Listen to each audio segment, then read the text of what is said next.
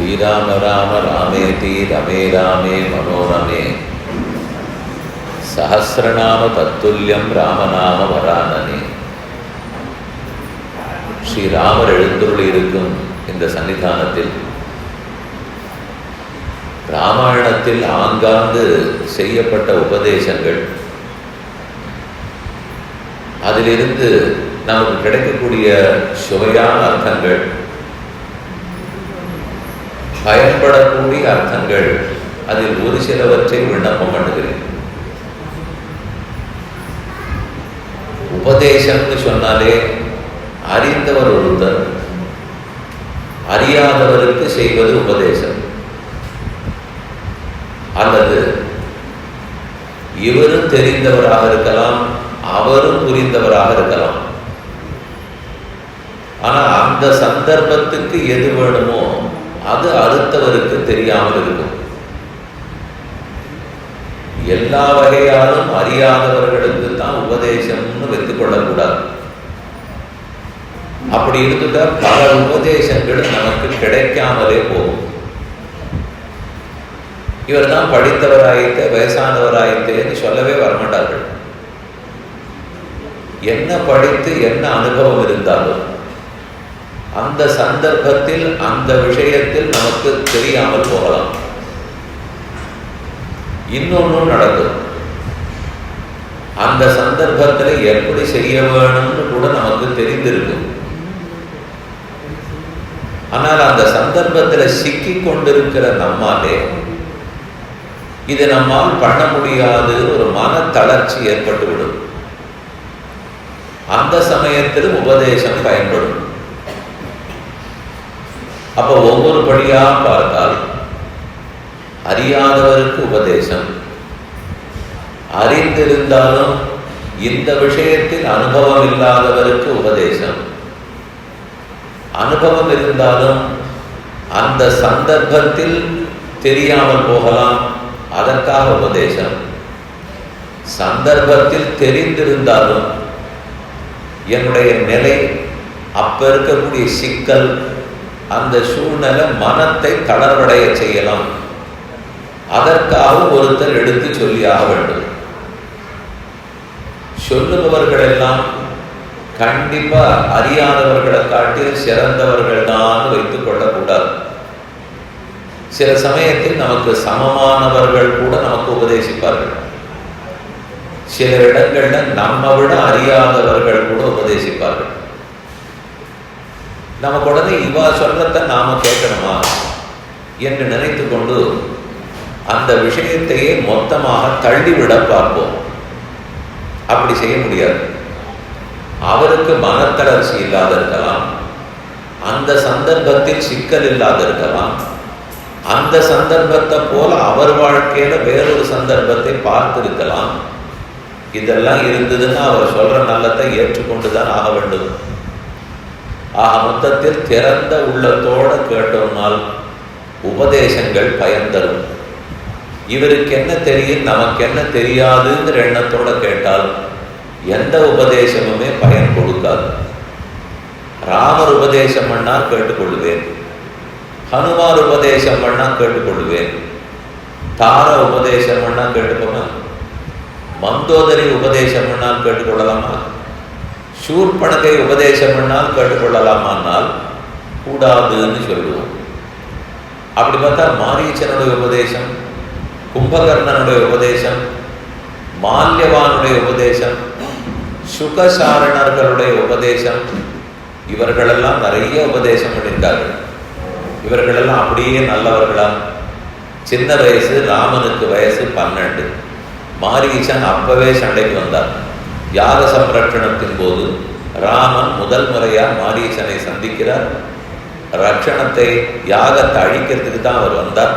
ஆனால் துளிக்க வரப்படாம ராமன் அவனை ஓட்டி விட்டார். அப்பதானே ராமன் அவர் தெரிஞ்சிட்டார், ராமனுக்கு விரோதி தானே. ராமனுடைய பகைவர்கள் உபதேசம் பண்ணால் ஏற்றுக்கொள்வீர்களானால் அதைத்தான் இவ்வளவு நேரமா சொல்லிட்டு இருக்கேன். ஒரு சில சந்தர்ப்பத்தில் யார் எது சொல்லுகிறாரோ அந்த விஷயத்தை தான் சீர்தூக்கி பார்க்க வேண்டும். அதற்காகத்தான் எப்பொருள் யார் யார் வாய் கேட்பினும் அப்பொருள் மெய்ப்பொருள் காண்பது அறிவுன்னு சொல்லுவோம். யார் சொல்லுகிறார் என்று பார்க்காதே, என்ன சொல்லப்பட்டது என்று பார். இது 99% உண்மை. ஆனால் சில இடங்களில் ஒரே ஒரு சதவிகிதம் மாறுபடும். அது எங்கேன்னு சொல்லுகிறேன். கண்ணன் பொய் சொன்னார், எல்லாரும் அறிந்த விஷயம். அதைத்தான் புராணத்தில் ஆயிரக்கணக்கான ஸ்லோகங்கள் அனுபவிச்சுருக்கோம். ஆகவே எப்பொருள் யார் யாருவாய் கேட்பினும் அப்பொருள் மெய்ப்பொருள் காண்பதறிவு. இந்த பொருளை யார் யார் சொன்னால் விஷயம் என்னன்னு பாரு, யார் சொன்னான்னு பார்க்காதே என்றால்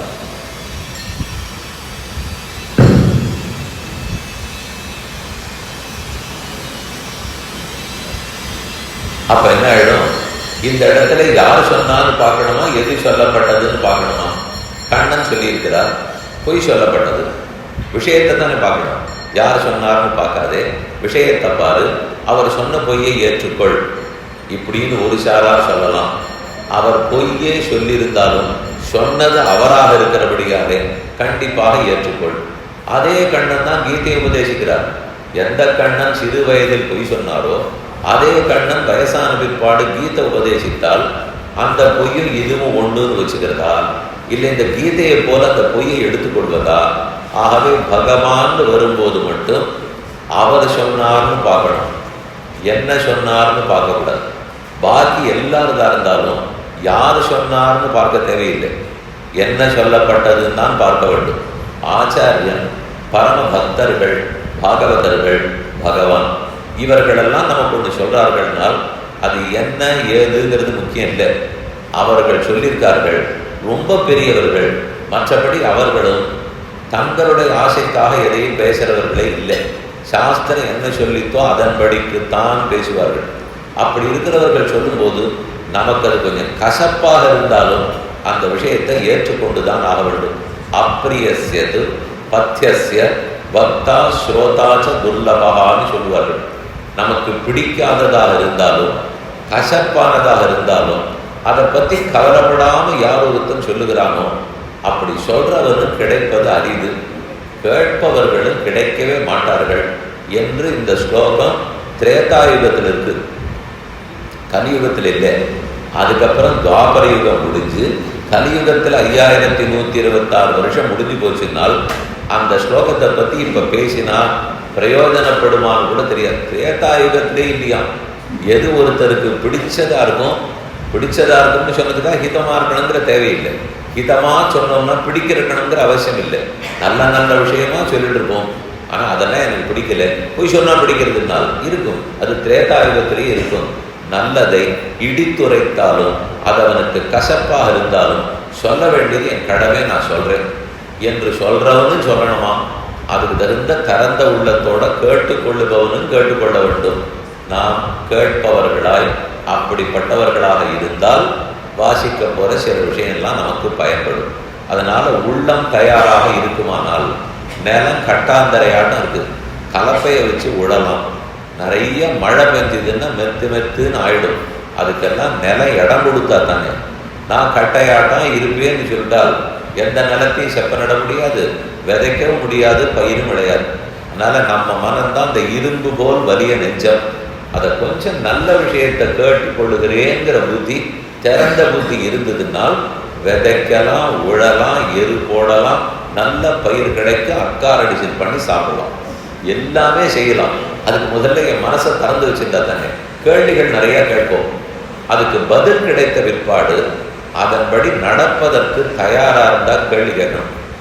கேள்வி கேட்கறதுக்குன்னு கேட்பேன், நீர் எத்தனை பதில் சொன்னாலும் மேலே ஒரு கேள்வி கேட்பேன். ஆக மொத்தத்தில் நான் பண்ண போகிறது இல்லைன்னு முதல்ல முடிவு பண்ணிட்டேன்னு அர்த்தம். இதுக்கப்புறம் எத்தனை கேள்வி கேட்டும் பிரயோஜனம் இல்லை. அதை பதில் சொல்கிறவர்கள் ஒரு 5 நிமிஷத்தில் கண்டுபிடிச்சிடுவாங்க. கண்டுபிடிச்சிட்டாருன்னா இனிமேல் இவனுக்கு சொல்லி ஒரு பிரயோஜனம் இல்லை, ஆட்ட முடியுமானா நம்புடுவாங்க. ஆனால் அதே இந்த கேள்வி கேட்குறவர் என்னவா சொல்லி போகிற தெரியுமோ, நான் இப்படித்தான் பல பேரிடத்தில் கேட்டேன், அவள்கிட்ட பதிலே இல்லை அப்படின்னு சொல்லிட்டு அவர் போயிடுவார். அதை முகநூல்லையும் போட்டுட்டு போடுவார். இப்படித்தான் உலகம் நடக்கும். பரவாயில்ல, இது கலியுகம். திரேதாயுகத்திலே இந்த கட்டம் இருக்குன்னு சொல்லியிருக்கிறச்சே, கலியுகத்தை பற்றி நாம தான் ஜாகிரதையாக இருக்க வேண்டும். 1-2 இடங்களை மட்டும் விண்ணப்பம் பண்ணுகிறேன். ராமனையும் லக்ஷ்மணனையும் காட்டுக்கு அழைத்து போய் யாக சம்ரட்சணம் பண்ணிக்கொள்ள வேணும்னு விஸ்வாமித்திரருக்கு ஆசை. அவருக்கு ஒன்றும் சக்தி இல்லாமல் இல்லை. எல்லா அஸ்திர சஸ்திரங்களையும் அவரே கற்றவர். அவர் ரிஷின்னா நாம நினைக்கிற தவம் மட்டும் தெரிந்த ரிஷி இல்லை. அவர் க்ஷத்திரியனா பிறந்து ஆனா வாழறது பிராமணனாக வாழணும்னு ஆசைப்பட்டு ரிஷியாகி மகரிஷியாகி ராஜரிஷியாகி பிரம்ம ரிஷி பட்டம் பெற்றவர். அவ்வளவு தூரம் சக்திசாலி. எல்லா அஸ்திர சஸ்திரங்கள் மந்திரங்களும் அவருக்கு தெரியும். வேணும்னா நிமிஷ போதில் அவரே ராட்சசர்களை அழித்திருக்கலாம், ஒன்றும் குறையில்லை. இல்லை வேற யாரையானு கூட்டிட்டு போயிருக்கலாம். எதற்கு ராமனை மெனக்கட்டு வந்து கேட்கணும்? 60,000 வருஷம் கழிச்சு தான் அப்பா பெற்றிருக்காருன்னு தெரியாதா? அந்த ராமன் தான் உயிர்னு புரியாதா? இவர் ராஜகுமாரனாச்சே, நம்ம நடத்தி காட்டில் கூட்டு போகிறோமே, இது என்ன தசரதனையும் கூட்டிருக்கலாமே, வேற யாரையானு கூட்டிருக்கலாமே, எல்லாத்தையும் விட்டார். விட்டுட்டு ராமனையும் லக்ஷ்மணனையும் அழைத்து கொள்ள வேண்டும். அது என்ன விபரீத ஆசையா? தன் அகங்காரத்தை காட்ட பார்க்கிறாரா? ஒன்றும் இல்லை. ராமனுக்கு சீதா கல்யாணம் பண்ணி வைக்க வேணும்னு அவருக்கு ஆசை. ஜகத்தினுடைய ஹிதத்துக்காக சீதை ராமன் கைப்பிடித்தால் அன்னிலேருந்து உலகமே வாழப்போகுது. இதுதான் விஸ்வாமித்திரருக்கு ஆசை. ஆனால் அப்படி நேர சொல்லவில்லை. என்னைக்கும் வேதாந்தத்திலேயோ இதிகாச புராணங்கள்லையோ ரிஷிகள் பண்ணும்போதோ ஒன்று செய்யும் போது இதுக்குத்தான் பண்ணுறோன்னு அப்பவே சொல்லிட மாட்டார். ஏதோ ஒரு நன்மைக்காக ரொம்ப நாள் முன்னாடி சிந்தித்து செய்வார்கள். நமக்கு அது புரியாது. புரியாத சமயத்தில் 2 விதமாக நடந்துக்கலாம். சொன்னா தான் பண்ணுவேன், நீர் மாட்டுக்கு மர்மமாக வச்சிருந்தீர்னாலாம் எனக்கு பண்ண முடியாது இப்படின்னு சொல்லலாம். பதில் கிடைக்காது, சொல்ல மாட்டார்கள். நீர் ஏதோ ஒரு நல்லதுக்கு தான் பண்ணுவீர், உங்ககிட்ட நான் நம்பிக்கை வச்சிருக்கேன், செய்யறேன், நல்லது நடக்கட்டும் அப்படின்னு நம்பிக்கை வைக்கிறவான்னு தான் அவர்கள் பார்க்கறது. முதல் வழி நடக்க போனால் அப்பவே கத்தரித்து கொண்டு விலகி விடுவார்கள். 2வது வழிக்கு போனோம்னால் இவன் சொல்லுவதை கேட்கும் வசப்பட்டவனாக இருக்கிறான் அப்படின்னு அவனுக்கு தான் மேல மேல நல்லது பண்ணுவார்கள். இந்த பரீட்சை இப்ப தசரதன் எழுதியாகும். அது சுலபம் இல்லை. அவனுக்கு ஒரே நிமிஷத்தில் ராமனையும் கொண்டா லக்ஷ்மணனையும் கொண்டா கூட்டிட்டு போறேன்னால் அவனுக்கு தாங்கவே இல்லை. இது கேட்க போறான்றது அவனுக்கு தெரியாது. வாசல்ல விஸ்வாமித்திரர் வந்திருந்தார். காவலாளிகள் வந்து தசரதனிடத்திலே விண்ணப்பித்தார்கள். அவருக்கு ஒரே திருப்தி. கிடுகிடுன்னு ஆசனத்திலேருந்து எழுந்தார். பூர்ண கும்பத்தை எடுத்து கொண்டு போனார். விஸ்வாமித்திரரை வரவேற்றார். கொண்டு வந்து அமர்த்தி விட்டார். மதுபர்க்கம் சமர்ப்பிக்கிறதுன்னு சொல்லுவார். முதல்ல அர்க்யபாத்திய ஆச்சமனியை சமர்ப்பிக்கணும். கைக்கு தீர்த்தம் கொடுக்கணும், காலலுக்கு தீர்த்தம் கொடுக்கணும், ஆச்சமனத்துக்கு கொடுக்கணும். அப்புறம் வாழைப்பழம், வெல்லம், தேன் இது கலந்திருக்கிறதுக்கு மதுபர்க்கம்னு பேர். அந்த விஷயத்தை வந்தவருக்கு சமர்ப்பிக்கணும். கொடுத்த பிற்பாடு என்ன வேணும்னு குசல பிரச்சனம், சுவாமி எதற்காக வந்திருக்கீன்னு கேட்கணும். இதெல்லாம் தசரதன் ஒழுங்கா செய்தார். ஆனால் கூடவே அவருக்கு ஒரே சந்தோஷமா போச்சா, என்ன மாதிரி அவன் சந்தோஷப்பட்டான் அப்படின்னு வால்மீகியே சொல்றார். எப்படி ரொம்ப வருஷமா யதா வருஷம் அமூதகே, ஒரு 10 வருஷமா பஞ்சம் தலைவிரி தாடி இப்போ ஒரு பாட்டம் மழை பெய்தால் நாட்டு மக்கள் எப்படி சந்தோஷப்படுவார்களோ அதை போல் தசரதன் பட்டான். வால்மீகி யோசிச்சு பார்த்து இது தசரதனுக்கு என்னதுன்னே தெரியாது. ஏன்னா அவன் செங்கோலாட்சி புரிந்தவன். ஒரு தரம் கூட மழை பெய்யாத அவன் நாட்டில் இருந்ததே இல்லை. கட்டப்பட்டான்னா தெரியும். வெயிலே போகாமல் நிழல் நன்னா இருக்கு, நிழல் நன்னா இருக்குன்னா யாருக்கு தெரியும்? நான் தான் வெயிலே போனது இல்லையே. குடுகுடு வசதிக்குள்ள உட்காந்து இதை சொல்ல முடியுமா? அதனால அதை வச்சுக்க வேண்டாம்னுட்டா. சரின்னு அடுத்து சொன்னார். யதா யதா சதிருஷதாரேஷு புத்திர ஜென்ம அப்ரதஸ்ய. முதல்ல சொன்னது கிடைக்காததுக்கு மழை கிடைச்சான். அதுக்கப்புறம் மாத்தினுட்டான்.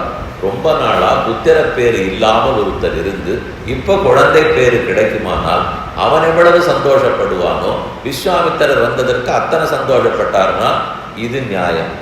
இந்த கட்டம் தான் அவனுக்கு தெரிஞ்ச கட்டம். அது சரியா வச்சு வந்தார். எல்லா உபச்சாரங்களையும் பண்ணிட்டு நீர் எதை கேட்கிறீரோ தருகிறேன்னு ஒரு வார்த்தையை விட்டார். இதை கொஞ்சம் யோசிச்சு சொல்லியிருக்கலாம்.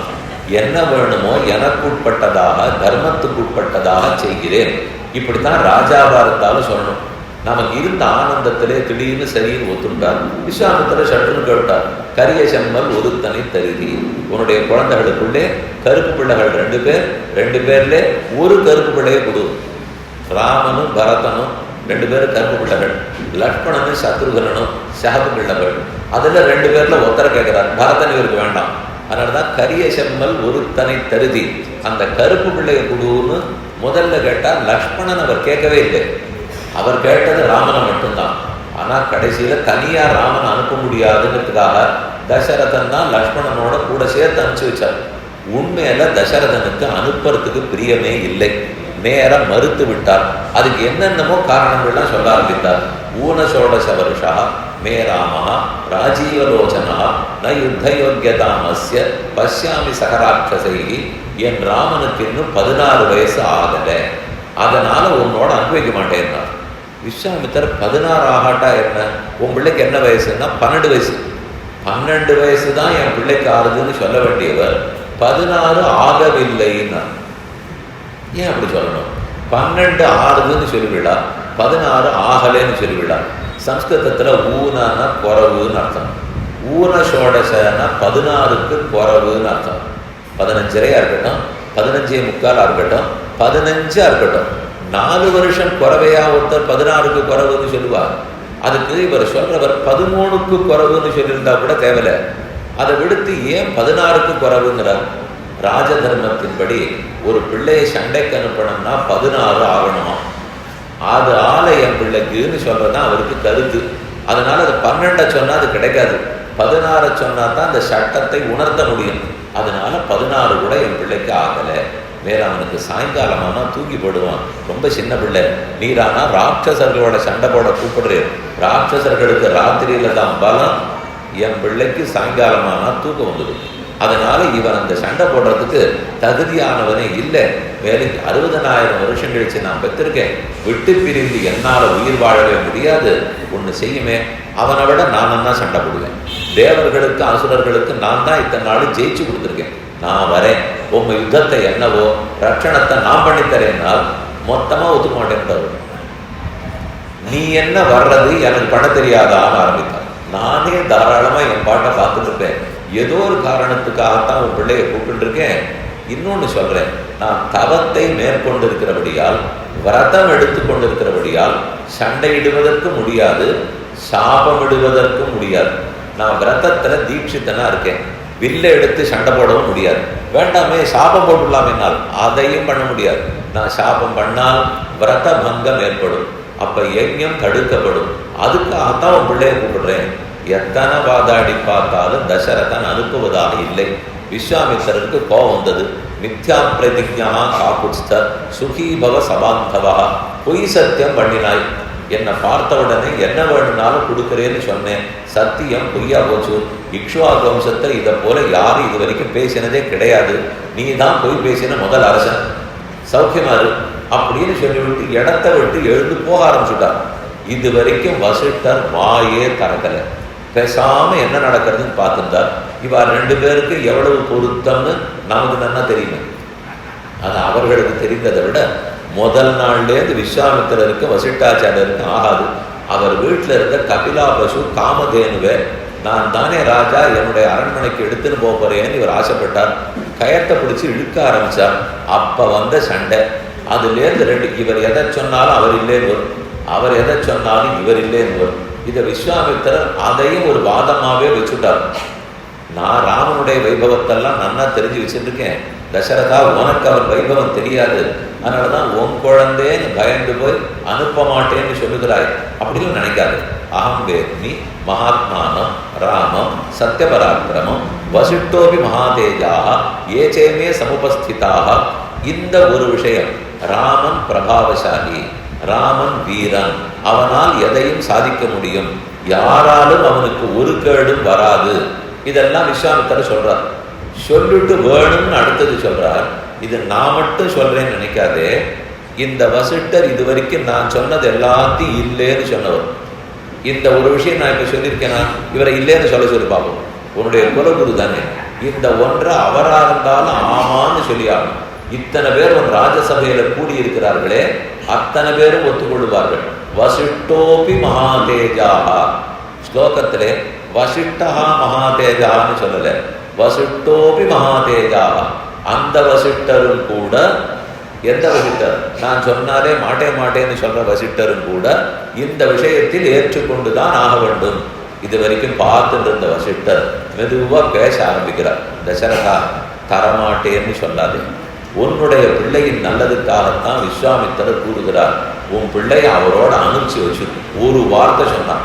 இத்தனை நாளி அரை மணியா மாட்டேன்னு சொல்லிட்டு இருந்த தசரதன் அவர் ஒன்றும் வாத பிரதிவாதம்லாம் பண்ணவே இல்லை.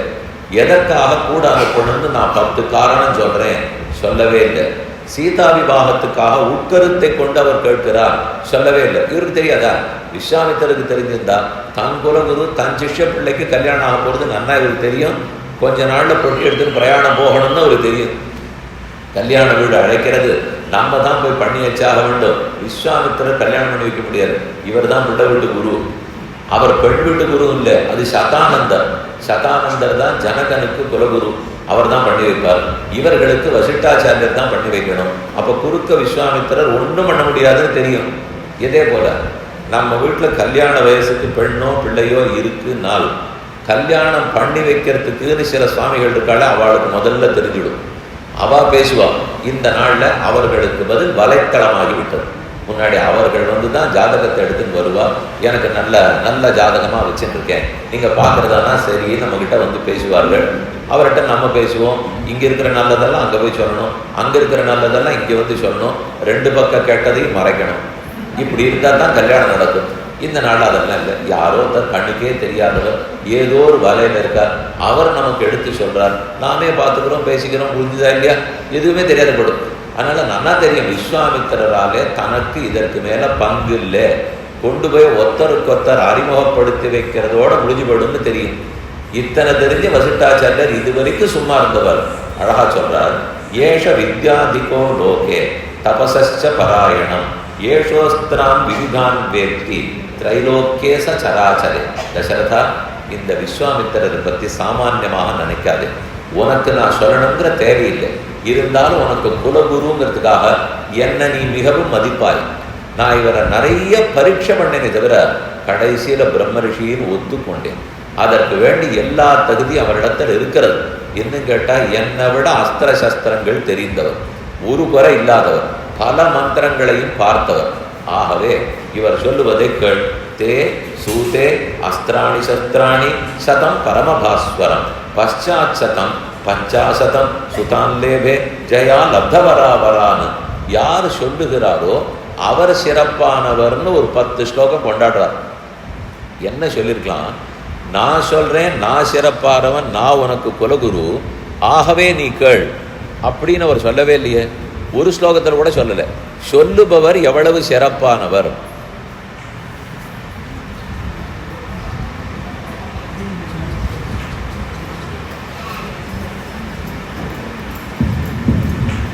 சொல்லுபவர்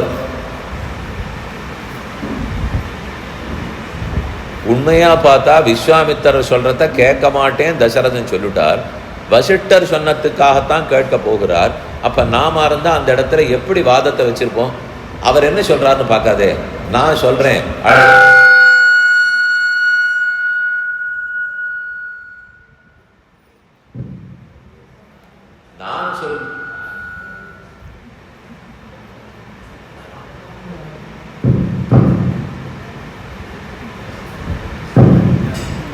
நான் சொல்லுகிறேன், அழைத்து கொண்டு போகட்டும் என்று அவர் சொல்லியிருக்கணும். அப்படி சொன்னால் அது ரொம்ப நாளைக்கு நிற்காது. மேலும் உண்மையை மறைத்ததாகும். அவருக்கு பெருமையோடு வந்திருக்கார். அவர் செய்ய வேண்டிய ஆற்ற வேண்டிய பணி அவர் தான் ஆட்சியாகணும். அதை ஒத்துக்காம எனக்காக பண்ணுன்னு சொல்லிட்டு இருந்தால் நாளை உண்மை மறைக்கப்பட்டு விடும். அதனால தான் உண்மையாக விஸ்வாமித்திரருடைய பெருமையை எடுத்து பேசுகிறார். அவர் எல்லா மந்திரங்களையும் கண்டவர், அனைத்து அஸ்தசஸ்திரங்களும் தெரிந்தவர். உன் பிள்ளையினுடைய நல்லத்துக்காக வந்திருக்கார். தேனாஸ்ய முனிமுக்கிய தர்மஜ்ய மகாத்மனா ந கிஞ்சித் அஸ்தி அவிதிதம் பூதம் பவ்யஞ்ச ராகவ. விஸ்வாமித்திரருக்கு இறந்த காலம், நிகழ்காலம், வருங்காலம் இந்த 3லையும் அறியாததுன்னே ஒன்று தெரியாது. ஏவம் வீரியோ மகாதேஜாக விஸ்வாமித்ரோ மகாயசாக ந ராமகமனே ராஜன்னு சம்சயம் கர்த்தும் அருகசி. ராமனை அவரோடு அனுப்பி வைப்பதில் எந்த சந்தேகமும் பட வேண்டாம். அங்கேயும் அவர் என்ன சொல்றார்? ந ராமகமனே சங்கித்தும் அருகசி. ராமனை அனுப்பி வைப்பதில் சந்தேகம் வேண்டாம். ராம லக்ஷ்மணர்களையும் சொல்லவே இல்லை. அவரு லக்ஷ்மணனை சேர்க்கவே இல்லை. அவர் இதுவரைக்கும் ராமனை பற்றி தான் பேசி கொண்டிருக்கிறார். தேஷாம் நிகிரகணே சக்தா ஸ்வயஞ்ச குசிகாத்மஜா. வர்ற எல்லா ராட்சசர்களையும் அழிப்பதில் தனக்கே அழிக்கிறதுக்கு சக்தி படைத்தவர் தான் குசிகத். தவபுத்திர ஹிதார்த்தாய துவாமுபேத்திய அபிஜாயச்சே அபியாச்சத்தே. ஆனால் உன்னுடைய பிள்ளைகளின் நன்மையை கருதி அனுப்பின்னு சொல்லி வைக்கிறார்கள். தவ புத்திர, அப்பவும் புத்திர ஏகவச்சனம் தான் இருக்கு. உன் பிள்ளையான ராமனுடைய நன்மையை விரும்பி அழைத்து போக வந்திருக்கிறார். இது புருவன்னு இனி முனிவச்சனாது பிரசன்ன சித்தா ரகுவிருஷவச்ச முமோத பார்த்திவாத்மஜா கமனம் அபிருரோச்ச ராகவஸ்ய. சரி, இவர் சொல்றபடிக்கு அனுப்பி வைக்க வேண்டும்னு அவர் முடிவு பண்ணிட்டார். இத்தனை நாள் மாட்டேன்னு சொல்லி கொண்டிருந்த தசரதன் வசிட்டர் ஒரு வார்த்தை சொன்னார்னு உடனே ஏற்றுக்கொள்கிறார். என்னால் ஆச்சாரிய வாக்கியத்தை மீறவே கூடாதுன்னு அர்த்தம். அதுக்கு தான் கிழிய விண்ணப்பம் பண்ண. பெருமான் சொல்லியிருக்கார், ஆச்சாரியன் சொல்லியிருக்காருனால் என்ன சொல்லியிருக்கார், அது எனக்கு பிடித்தமா சொல்லியிருக்காரா, அதெல்லாம் கணிசிக்காது. சொன்னது அவராக இருந்தால் எனக்கு ஹிதத்தை தான் சொல்லுவார். அந்த உறுதி இருக்க வேண்டும், உறுதிக்கு நம்ப வேண்டும். அது இன்னைக்கு நல்லது நடக்கிறதோ இல்லையோ, 10 நாள் கழிச்சு நடக்கும், 10 வருஷம் கழிச்சு நடக்கும், ஏதோ ஒரு நாள் நடக்கும். அதனால் அவர் சொன்னார்ங்கிறதுக்காக ஏற்றுக்கொள்கிற நம்பிக்கை இருக்கணும். மனம் அதற்கு பக்குவப்பட வேண்டும். உடனே தசரதன் சபுத்திரம் மூர்த்யுபாத்ராய ராஜா தசரதஸ்ததா ததௌ குஷிகபுத்திராய சுப்ரீதேன அந்தராத்மனா ததோ வாயு சுகஸ்பரிசோ நீரஜஸ்கோ பவௌ ததா. ததௌ குஷிகபுத்திராய, குஷிகபுத்திரர் தான் விஸ்வாமித்திரர். ததௌ உடனடியாக ராமனை கொடுத்தார். கம்பர் பாடும்போது வந்த நம்பியை தம்பி தன்னோடுன்னு பாடினார். நம்பியான ராமனை மட்டும்தான் அவர் கேட்டார். ஆனால் கூட தம்பியோட சேர்த்து கிடைச்சிட்டு நம்பியை கேட்டால் தம்பி கூட வருவாரானால் வாஸ்தவம். ஒன்றை கேட்டால் 2 கொடுத்தா கசக்கிறதா? அவர் கேட்டது ஒருத்தர் தான். ராமன் லக்ஷ்மணன் இல்லாமல் எங்கும் செல்லவே மாட்டார். அதனால் அவரோட சேர்ந்தே அனுப்பி வைக்கப்பட்டார். போனார். ரொம்ப நல்ல காரியம் நடந்தது. இயம் சீதா மமசுதா சகதர்மச்சரீதவ பிரதீச்சைனாம் பத்ரந்தே பாணிந்திருஷ்வ பாணினா என்று சீதா கல்யாணமே முடிந்தது. அதுக்கப்புறம் விஸ்வாமித்திரரை பற்றி ஏது சரித்திரம்? பாலகாண்டத்தில் சீதா கல்யாணம் வரைக்கும் விஸ்வாமித்திரர் வந்தார். அப்புறம் எப்பவான ஆயுதம் கொடுத்தாரா, மந்திர தந்திரம் கொடுத்தாரா, ஒன்றும் இல்லை. அவர் பங்கு முடிந்தது. பாலகாண்டத்தில் அவருடைய பங்கு கல்யாணம் பண்ணி வச்சுட்டார். அதுக்கப்புறம்லாம் நிறைய அஸ்திர சஸ்திரம் வாங்கியிருக்கார் ராமன். வாங்கினதெல்லாம் அகஸ்தியர் இடத்துல சண்டை போடுற சமயத்தில் அந்த முனிவர் வந்து தான் அவர் கொடுத்துருக்காரே தவிர இதே விஸ்வாமித்திரர் வரமாட்டார்னால் அவருக்கு இன்னும் லோகத்தில் எத்தனை காரியங்களோ பகவான் என்ன சங்கல்பி வைத்திருக்கிறாரோ அது நமக்கு தெரியாது. இது ஒரு புறம் முதல் உபதேசம். நாம் பார்த்தது ஆச்சாரிய உபதேசமாக இருந்தால் ஆச்சாரியனுடைய நியோகம் அவர் ஈடுபடுத்துகிறார்னா கண்டிப்பாக செய்ய வேண்டும். வார்த்தையை மீறவே கூடாது. அதுவும் சொல்லச்சே ததௌ குஷிகபுத்திராய, ஒரு பொருளை எடுத்து கொடுக்குற மாதிரி தசரதன் கொடுத்துட்டார்னார். போனார், நல்லதுதான் நடந்தது.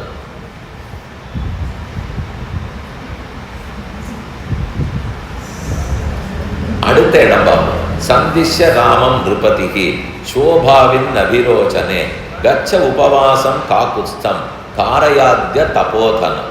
இந்த இடம்லாம் ராமனுக்கு பட்டாபிஷேகம் நடக்கணும். மறுநாள் பொழுது விழிந்தால் பட்டாபிஷேகம். நமக்கு கல்யாணம் நடக்கிறது, ஒரு பிறந்த நாள் விழா நடக்கிறது, ஷட்டப்த பூர்த்தியே நடக்கிறது. எதுவாக இருந்தாலும் ஓஹோன்னு தடிகை பண்ணுவோம். நிறைய பல அன்ன வகைகள்லாம் பண்ணுவோம். எல்லாரையும் கூப்பிடுவோம். சந்தோஷமாக கதை பேசுவோம். பட்டாடை புத்தாடை புனைவோம். எல்லாம் கோலாகலமாக இருக்கும். இதுதானே நமக்கு கல்யாணம் காட்சினாலே. அதுக்கு தானே எல்லாரும் கூப்பிடுறோம். இல்லைன்னா மந்திரம் சொல்கிறதுக்கு வந்திருக்கிற ஆளுக்கு ஒரு சம்மந்தம் இல்லை. வாத்தியார் ஒருத்தர் உட்காண்டிருக்கு போகிறார். அவர் சொல்கிற மந்திரத்தை இந்த பிள்ளை திரும்பி சொல்ல போகிறான். எங்கேயான வேதத்தில் நமக்கு வந்திருக்கிறவர்களுக்கு ஒரு இடம் கொடுத்துருக்காங்க. ஒரு வேலையே நமக்கு கிடையாது. நேரம் வந்து உட்கார்ந்து அட்சத்தை கையில் கொடுப்பா. அட்சத்தையை கொடுன்னு கூட பெரிய மந்திரம்லாம் கிடையாது. நாம் ஏற்பாடு பண்ணி வச்சுன்னு சரின்னு அட்சத்தையை கொடுத்துட்டுருக்கோம். அந்த நாளில் இதை போல் என்ன 10 லட்சம் ரூபாய்க்கு சத்தம் எடுத்தோமா, 20 லட்சம் ரூபாய்க்கு சாப்பாடு போட்டோமா? முதல்ல காசே கிடையாது. இருந்தானே இதெல்லாம் செய்யறதுக்கு. இன்றைக்கி இதெல்லாம் வந்துட்டபடியால் நம்ம ஓஹோன்னு செலவழிச்சுட்டு இருக்கோம். அவசியமே இல்லாத விஷயம். அதனால் பல அனாச்சாரங்களும் அதர்மங்களும் தான் வந்து சேரும். நம்ம குறைச்சல ஆட்களை வச்சுன்னு பண்ணிட்டு இருந்தோம்னால் ஆச்சாரத்துக்கு குறைவில்லாத பண்ணலாம். கோவில்லையே கூட்டம் நிறையா வரணும்னு எல்லாரும் ஆசைப்படுவா. வந்த உடனே எல்லாருக்கும் பிரசாதம் கொடுக்கணும்னு ஆசைப்படுவா. அதை ஆச்சாரத்தோட பண்ணவே முடியாது. அரைப்படி பிரசாதம் ஆச்சாரமாக பண்ணுன்னா பண்ணி பெருமாளுக்கு தண்டல் பண்ணிடலாம். 10 படி பிரசாதத்தை ஆச்சாரமாக பண்ணுன்னா எப்படி பண்ண முடியும்? உடனே அதை குறைச்சா தான் பண்ண வரும். குறைச்சிட்டு ஒன்று பெருமாளுக்கு அதை நைவேத்தியம் பண்ணாமல் கொடுக்க ஆரம்பிக்கணும், இல்லை சுமார் ஆச்சாரத்தை அவருக்கு பண்ணி கொடுக்கணும். ரெண்டு எதை பண்ண போகிறேன்? இதெல்லாம் தான் சிக்கல். இதை வாயை திறந்தா அதை விட சிக்கல். ஆனால் சொல்றது மட்டும் என்ன கூட்டம் வந்தது, 20 படி சக்கர பொங்கல் போட்டு கொடுத்துட்டோன்னு சாமி 20 படி கணத்து ஜலம் எடுத்தீரா, 20 படி கறி எடுப்பு பண்ணீரா, விறகடுப்பு எடுத்தீரா, நீர் தௌத்தமா பண்ணீரா, பண்ண வேண்டியவர்கள் தான் பண்ணார்களா, அத்தனை 20 படியும் பெருமாள் முன்னாடி மாற்றப்பட்டதா? இந்த கேள்வியெல்லாம் கேட்க போனோம்னால் இந்த சுவாமியை அடுத்த வருஷத்துலேருந்து கூப்பிடாதீங்க முடியும், அதுதான் ஆகும். அதனால எதுவுமே கூட்டம் அதிகமாக போகிறது ஏதோ நினச்சிருக்க கூடாது. நாம் நினைக்கிறது கல்யாணம்னா சரி, கட்டத்து பூர்த்தி, சதாபிஷேகம்னா ஓஹோன்னு கூடி சந்தோஷப்படுறதுக்கு நினைக்கிறோம். ஆனால் இங்கே தசரதன் ராமனுக்கு உபதேசம் பண்ணுறார், வசிஷ்டாச்சாரியர் ராமனுக்கு உபதேசம் பண்ணுறார். அவள் எல்லாருமே ராமனை உபவாசம் பட்னி இருங்கிறான். மறுநாள் காத்தாலே பட்டாபிஷேகம் ஆக வேண்டிய ராஜகுமாரனே, அதுவும் பெரிய சக்கரவர்த்தியினுடைய திருமகன், 60,000 வருஷம் கழிச்சு பிறந்திருக்கார். இக்ஷ்வாகு வம்சத்துக்கே ஒரே குல கொழுது. அவரை பார்த்து ரொம்ப நிதானமா உபவாசம் இருக்கிறார், யார் பேர்லையும் பட்டுக்காதுங்கிறார், பௌத்த வஸ்திரத்தோடு இருக்கிறார். சீதையினுடைய புடவத்தலப்பு பட்டுதுன்னா ராமனுக்கு ரொம்ப சந்தேகம் வந்து சரையூரை போய் 100 தினம் முழுக்கு போடுவோம். அப்படிதான் அவர் இருந்தார்னு சொல்றது. சீதை நடத்துல அவ்வளவு ஆசையோடு இருந்தவர். ஆனா வசிஷ்டர் என்ன சொல்லி வைத்தார்னா, யாரோ உனக்கு தோழிகள்லாம் அலங்காரம் பண்றேன்னு வருவா, மேலே பட்டுக்காதே, அதெல்லாம் படுறதுக்கு இது நாள் இல்லை, ஒருத்தரையும் தொடவே கூடாதுங்கிறார். பட்டாபிஷேக சமயத்திலே ராமனை தொட்டுன்னா கிரீடத்தை தொட்டு, கிரீடம் ராமன் தலையை தொடலாமா, வசிஷ்டர் கூட தொட மாட்டாராம். அந்த அளவுக்கு அவர் ஆச்சாரத்தை கடைபிடிச்சிருக்கார். இன்னைக்கு மேடையில் உட்கார்ந்து இருக்கிறதுக்கும் தொடாமல் இருக்கிறதுக்கும் சம்பந்தமே கிடையாது. யாரா இருந்தாலும் தொடுவோம். அது எங்கிருந்தோ ஒரு அணைத்து கொண்டு முகமுன் கூடுற கலாச்சாரம் எங்கிருந்து வந்ததுன்னே தெரியல. வந்தவுடனே கையை பிடிச்சிக்கிறது, ஒருத்தருக்கு கட்டி கொள்வது, உண்மையா பார்த்தா அது வேற மதத்தவர்கள் பண்ணுவது. அதை போய் நாம பண்ணிட்டு இருக்கோம்னால் தாக்கம், பாதிப்பு, அது எத்தனை தூரம் இந்த 900 வருஷத்தினுடைய மற்ற ஆட்சிங்கிறது நம்மளை பாதிச்சிருக்குதுன்னு அதை பார்த்து தெரிஞ்சுக்கணும். கை குலுக்கிறது நமக்கு கிடையாது, அணைத்து கொள்வது கிடையாது.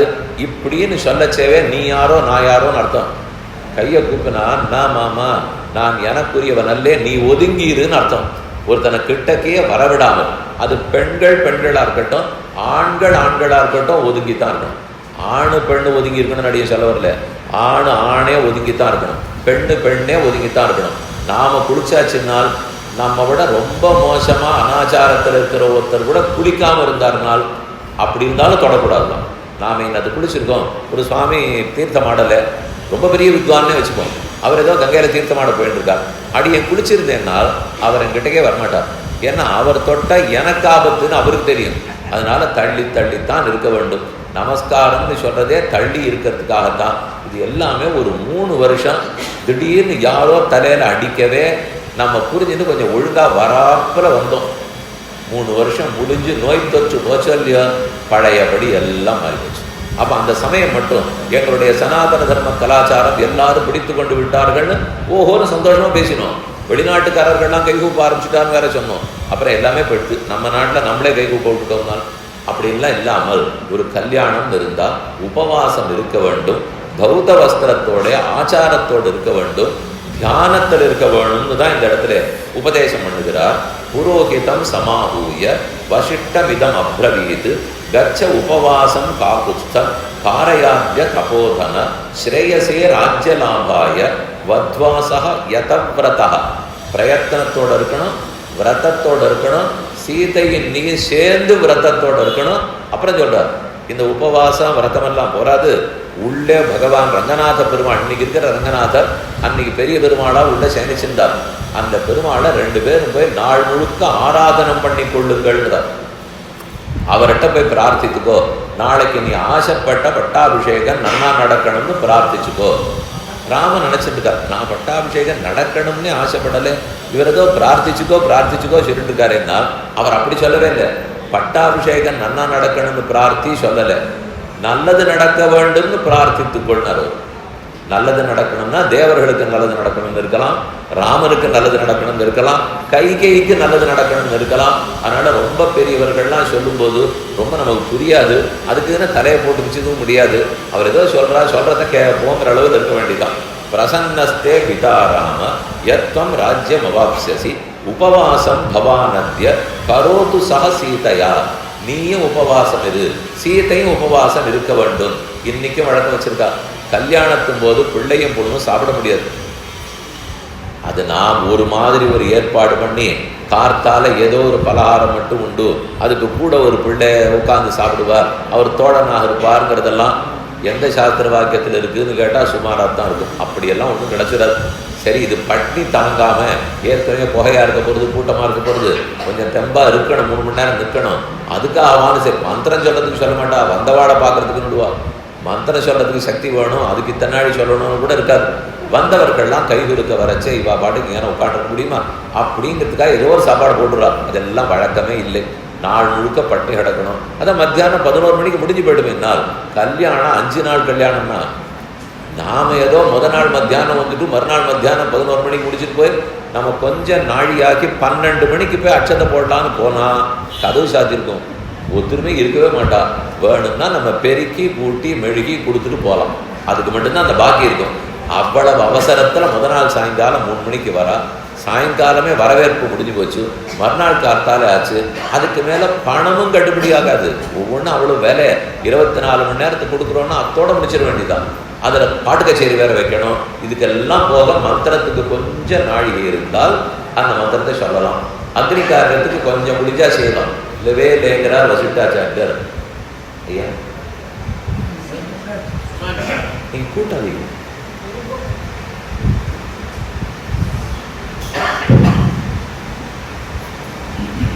சரியா இருக்குது பின்னாடி.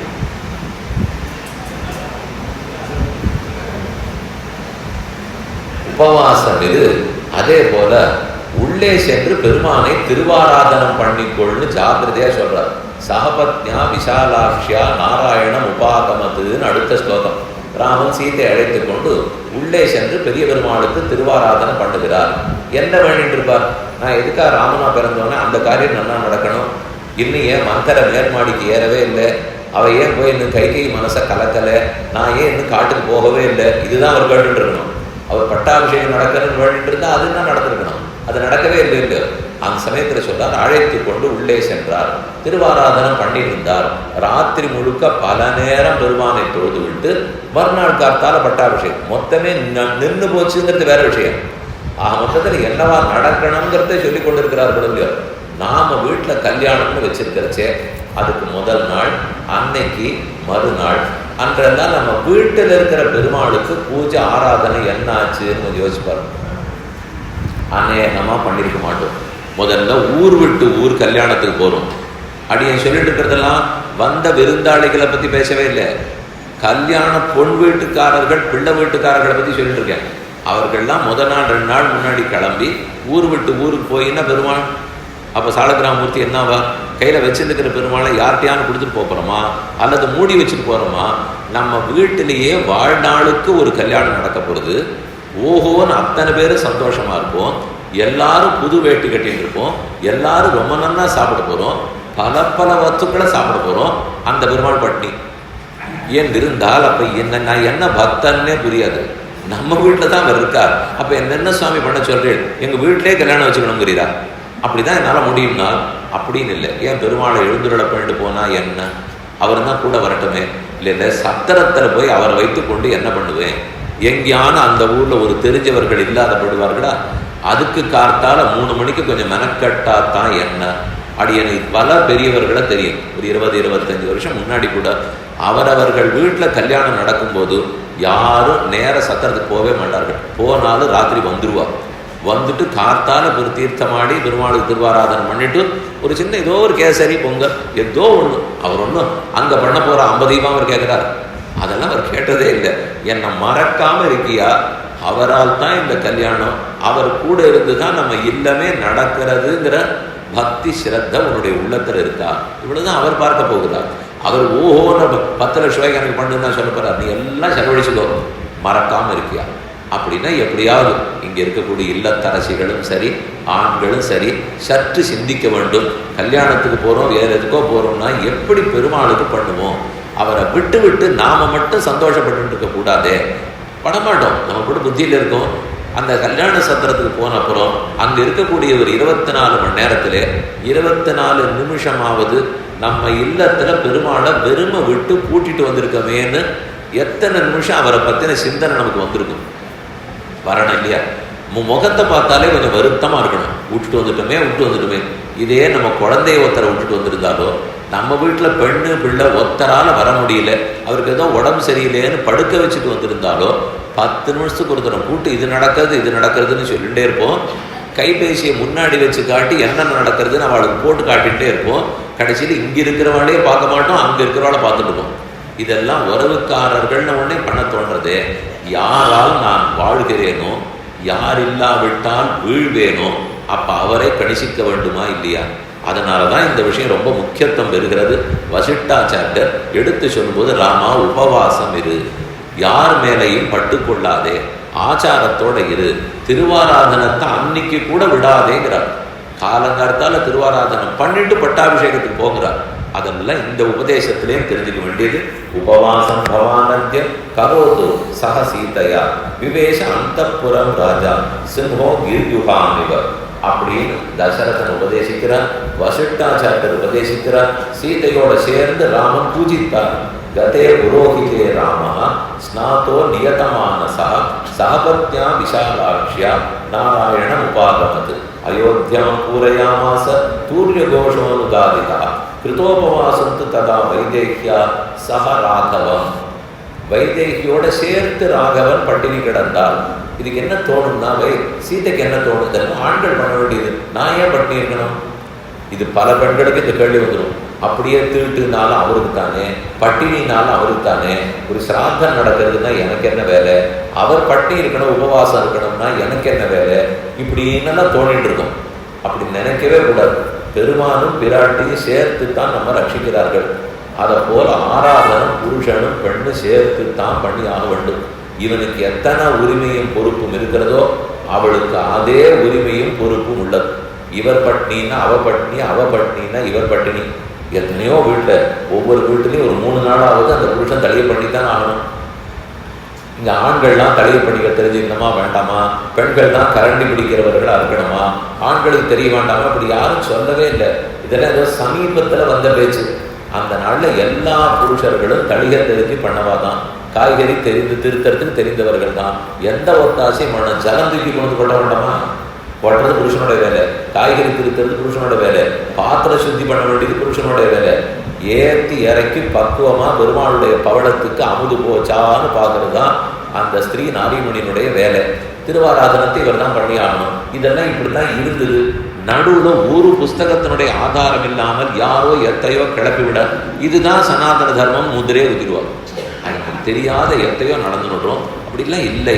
கொஞ்சம் நிதானப்பட்டு கேட்க வேண்டியவர்களிடத்தில் கேட்டீர்கள், வாசிக்க வேண்டிய புஸ்தகத்தை வாசிச்சோம்னா எவ்வளவு ஆதாரமான சம்பிரதாயம் இதுங்கிறத அப்போதான் புரிந்து கொள்ள முடியும். அதனால 2 பேருக்குமே அது உண்டு. பொறுப்பு, தளிகை பொறுப்பு இவரும் தெரிஞ்சுக்கணும், அவரும் தெரிஞ்சுக்கணும். பல வீடுகள்லையும் அந்த பெண்ணு பண்ணுறதை காட்டிலும் புருஷன் பண்ணால் அவளே நன்னா இருக்குன்னு சொல்கிற வீடு இருக்குன்னு தெரியுமோ? நீங்கள் பண்ணால் இன்னும் நன்னா இருக்கு, அவசியம் நீங்களே பண்ணுங்க, அது இன்னும் நல்லது தானே. ஏன்னா யாருக்கு அந்த கைங்கரியம் கிடைக்கிறதுன்னு போட்டி இருக்கணும். நான் பண்ணி இன்னைக்கு பெருமாள் சாப்பிட போகிறாரா, இவ பண்ணி எனக்கு பெருமாள் சாப்பிட போகிறாரா, அது என்ன அவளே தான் அந்த பெருமாள் பண்ணமா, நான் பண்ணக்கூடாதா அப்படின்னு அந்த போட்டி இவருக்கு இருக்குன்னு அவருக்கு இருக்கணும்.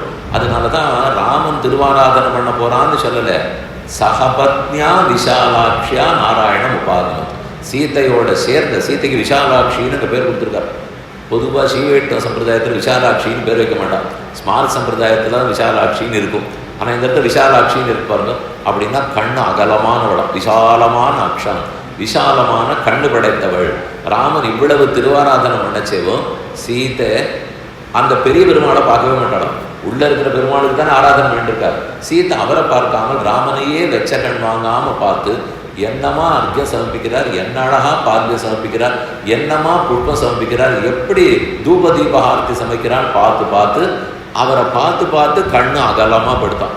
அதனால விஷாலாட்சின்னு பேர் வந்துருக்கான். தமிழில் காரண பெயர்னு சொல்லுவாங்க.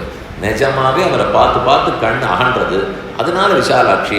இப்பெல்லாம் அப்படி ஒன்றும் பேர் வைக்கிறதா தெரியலையேன்னா அது ரொம்ப கர்நாடகமான பேராக இருக்குது, பழைய பேராக இருக்குது. புது பேராக இருந்தால் வைங்கோன்னுவா. விஷயம் என்ன தெரியுமோ? புருஷன் ஆராதனை பண்ணணும், அதை மனைவி பார்த்து பார்த்து கண்ணு பெருசாகணும், அப்பன்னா விஷாலாட்சின்னு பேர் வைக்கலாம். இங்கே முதலுக்கே வழி இல்லை, இவர் ஆராதனமே பண்ணலை. அப்புறம் அதை பார்த்து கண்ணு எங்கே பெருசாகி விசாலாட்சின்னு எங்கே பேர் வருது? அதனால தான் வைக்காமல் விட்டுட்டா போட்டு இருக்குது. பேச்சுக்கு வேணா இது கர்நாடக பேர்னு சொல்லிப்பாடு தவிர உண்மை இவன் பண்ணவே இல்லையே. இவன் திருவாராதனம் பண்ணான்னா தானே அவளுடைய பேர் கிடைக்க போகிறது. ஆக மொத்தத்தில் 2வது உபதேசத்தில் தெரிந்து கொள்ள வேண்டியது உபவாசம், தௌத வஸ்திரம், ஆராதனம் இவையெல்லாம் கோலாகலமான கல்யாண பிரகரணத்திலையும் விட்டுவிடக்கூடாது. அது செய்ய வேணுங்கிறத தெரிந்து கொள்ள வேண்டும். அடுத்தது ரொம்ப ஆச்சரியமான சன்னிவேசம். இதெல்லாம் பாலகாண்டத்தில் என்னன்னு சொன்னேன். அடுத்தது அயோத்தியா காண்டத்தில் பார்த்தால் ராமனுக்கு பட்டாபிஷேகம் கிடையாதுன்னு தடைப்பட்டது. 14 வருஷம் காட்டுக்கு போக வேண்டும். கைகேயி 2 வரங்களை கேட்டு விட்டாள். சரின்னு ராமன் ஒத்துனுட்டார். வனவாசோ மகோதயா, ராஜ்யத்தை ஆளணுமா, வனத்துக்கு போகணும்னா எனக்கு வனவாசம் தான் பிடிச்சிருக்கு அப்படின்னு சொல்லிட்டு புறப்பட்டார். ஒத்தொத்தரிடத்துலையா விடை பெற்றுக்கணும். 2 கட்டம் வந்தது. யாரை கூட்டிட்டு போறது விட்டுட்டு போறதுன்னு ஒரு விசாரம், யார்கிட்ட அனுமதி பெற்றுன்னு போறதுன்னு விசாரம். கௌசல்ய இடத்துல நான் போயிட்டு வரேன்னு சொல்லிட்டு போனா நான் கூட வரேங்கிறார். சீதையின் இடத்துல நான் போயிட்டு வரேன்னா கூட வரேங்கிறார். லக்ஷ்மணன் இடத்துல போயிட்டு வரேன்னா கூட வரேங்கிறார். ஒன்று ராமன் எல்லாரையும் கூடாதுன்னு சொல்லணும், இல்லை ராமன் எல்லாரையும் கூட்டின்னு போகணும். ஆனால் கௌசல்யை கூட்டின்னு போக மாட்டேன்னு உறுதியாக நின்றுட்டார். சீதன் இடத்துல உறுதியாக நிற்க முடியல. சரி, அவளாவது கைப்பிடித்தவள்னா தம்பின்னா ஒரு தம்பி லக்ஷ்மணனை ஒத்துக்கிறார், இன்னும் 2 தம்பிகளை கூட்டிகிட்டே போல அவளுக்கு செய்தியே தெரியாது. இப்படி வெவ்வேறு விதமாக ராமன் நடந்தாகணும். எல்லாம் நியாயம்னு புரிஞ்சுட்டாகணும். இவா 2 பேரும் அழைச்சின்னு போகாதது நியாயம்னு புரியணும், லக்ஷ்மணனை கூட்டி போனது நியாயம் தெரியணும், சீதை பேசினது நியாயம் தெரியணும். ஆனால் கௌசல்யை வராத கூட்டு போனதுதான் நியாயம் தெரியணும். இதுதான் ரொம்ப ஆச்சரியமாக சொல்லி கொண்டு வருகிறார். அப்போ லக்ஷ்மணனுக்கு ஒரே கோபம். அது என்ன, யாரோ ஒரு மந்தரா கூனி போய் கலக்குவாளாம், இவை என்னைக்கோ கொடுத்த 2 வரத்தை இன்னைக்கு கேட்பாளாம். அதை ஒத்துக்கொண்டு ராமா நீ காட்டுக்கு போறேங்கிறியே, இதை நான் ஒத்துக்கவே மாட்டேன் அப்படின்னு லக்ஷ்மணன் கோபமாக சொல்லுகிறார். ராமன் அப்ப அவர் புரிய வைக்கிறார். தெய்வ பலம், விதினா என்ன? இந்த உபதேசத்தை பத்தினது. விதிங்கிறது என்னது, தெய்வ பலம்னு யாது, அதன்படிக்குத்தான் உலகத்துல எல்லாமே நடக்கும். இது ராமன் சொல்றார். லக்ஷ்மணன் அடுத்த சர்க்கம் சொன்னதை வாசிச்சினால் தூக்கி வாரி போடும். தெய்வமாவது பலமாவது விதியாவது ஒன்னாவது இதெல்லாம் நான் நம்பவே இல்லை. கையால் ஆகாதவன் பேசுற பேச்சு இது. மனிதன் தன்னுடைய முயற்சியை நம்புபவன் விதியை பற்றி பேசவே மாட்டான், தெய்வ பலம் பற்றி பேசவே மாட்டான். தெய்வம் யாருக்கு தெரியுமோ ஒத்துழைக்கும்? சக்தி இருக்கிறவனுக்கு தான் தெய்வமே உதவும். அதுக்குன்னெல்லாம் எந்த சக்தியும் கிடையாது. நீ முயற்சி எடுத்தானா தெய்வம் சரின்னு அதுக்கு ஒத்துழைக்குமே தவிர அவரை எதற்கு கூப்பிடுகிறாய்னு ராமனையே பார்த்து சொல்லிட்டு இருக்கார். இது பேசிட்டு தான் லக்ஷ்மணன். வாசிச்சு பார்த்தா ராமன் என்னமோ பரம ஆஸ்திக புத்தியோட பேசிட்டு காப்பலையும், லக்ஷ்மணன் பரம நாஸ்திகனா பேசிட்டு காப்பலையும் 2 அடுத்தடுத்த சர்க்கங்கள். எதுக்கு சொல்ல வந்தேன், இன்னைக்கு ஏதோ நாஸ்திகவாதம் தலையெடுத்து அதுக்கெல்லாம் நம்ம பதில் தெரியாத தவித்து கொண்டிருக்கிறோம் நினைக்க வேண்டாம். நம்ம பூர்வர்கள் எல்லா வாதத்தையும் முன்வைத்து அதுக்கு சமாதானத்தை எழுதி வைத்து விட்டார்கள். அவர்களாட்ட ஜனநாயக முறைப்படி கேள்வி கேட்டவா யாரும் இருக்க முடியாது. அத்தனை இது நேரம் இப்போ வாசிக்கிறேனே பார்த்தா உங்களுக்கு தூக்கி வாரி போடப்படும். ராமன் சொல்லுகிறார், சரோச ரோஷமிவ நாகேந்திரம் ரோஷ விஷ்பாரிதேக்ஷணம் ந புத்திபூர்வம் நா புத்தம் ஸ்மராமீக கதாச்சன மாதிருணாம் வா பிதுர்வாகம் கிருதமல்பஞ்ச விப்ரியம். ராமன் முதல்ல எடுத்து சொல்றார். இதடைய வாசிட்டுக்கிறது அயோத்தியா காண்டத்துடைய 22வது சர்க்கம். 22ல் ராமன் தெய்வ பலம் விதிதான்னு சொல்றார். 23ல் விதியும் கிடையாது, தெய்வ பலமும் கிடையாது, மனித முயற்சி தான் அப்படின்னு லக்ஷ்மணன் எதிர்த்து பேசுகிறார். கடைசியில் ராமன் முடிக்கணும் இல்லையோ, நீ பேசிக்கொண்டே இது லக்ஷ்மணன், ஒன்றும் பிரயோஜனம் இல்லை, நீ பேசுறதுனால நான் போகாத இருக்க போறேன்னா நான் போறேன். கடைசியில் இவர் தான் முடிவு பண்ண போறார், போக போறார். அப்ப லக்ஷ்மணன் மனிதனுடைய முடிவு தானே, நீ தானே பண்ணேனால் இந்த மனிதன் இது தெய்வத்தினுடைய முடிவுன்னு நம்பி என்றோ முடிவெடுக்கிறேன்கிறார் ராமன். நான் தான் இந்த முடிவை எடுத்திருக்கேன், ஆனா முடிவெடுத்த நான் இது தெய்வ பலத்தாலேன்னு ஒத்துக்கொடுக்கிறேன். நீ கிடையாது, சண்டைக்கு போகணும், இவர்களை விட்டுடக்கூடாது, கைகை சிறையில் அடைச்சிருவேன்னு சொல்ற. ஆனா உன் ஆசைப்படி நடக்கலை. அப்ப மனித முயற்சி நடக்குமா தெய்வ பலம் நடக்குமான்னு நம்ம 2 பேர் வாதத்திலேயே பார்த்துக்கோங்கிறாரு. ராமன் என்ன அழகா வாதத்துக்கு முற்றுப்புள்ளி வச்சுட்டாருனால், நான் ஆசைப்படுறது தெய்வ பலம்ங்கிறது கடைசியில் தான் நடக்கிறது. நான் ஆசைப்பட்டபடி காட்டுக்கு போறேன். நீ என்ன சொல்றேன்னால் இது தெய்வம் ஆசைப்பட்டபடி காட்டுக்கு போனியா, நீ ஆசைப்பட்டபடி காட்டுக்கு போனியா? இதுதான் இப்ப லக்ஷ்மணன் பேசலாமே தவிர நான் காட்டுக்கு போகக்கூடாதுன்னு உன் கட்சி ஜெயிக்கலையே லக்ஷ்மணான்னு. கொஞ்சம் நீங்க நிதானமா யோசிச்சு பார்க்கணும். காட்டுக்கு போகக்கூடாதுங்கிறது லக்ஷ்மணன் கட்சி, அது கடைசியில ஜெயிக்கவே இல்லை. காட்டுக்கு போகணுங்கிறது ராமன் கட்சி. ஆனா ராமன் என்ன சொல்றாருன்னா போகணுங்கிற முடிவு என்னது இல்லைங்கிறார்.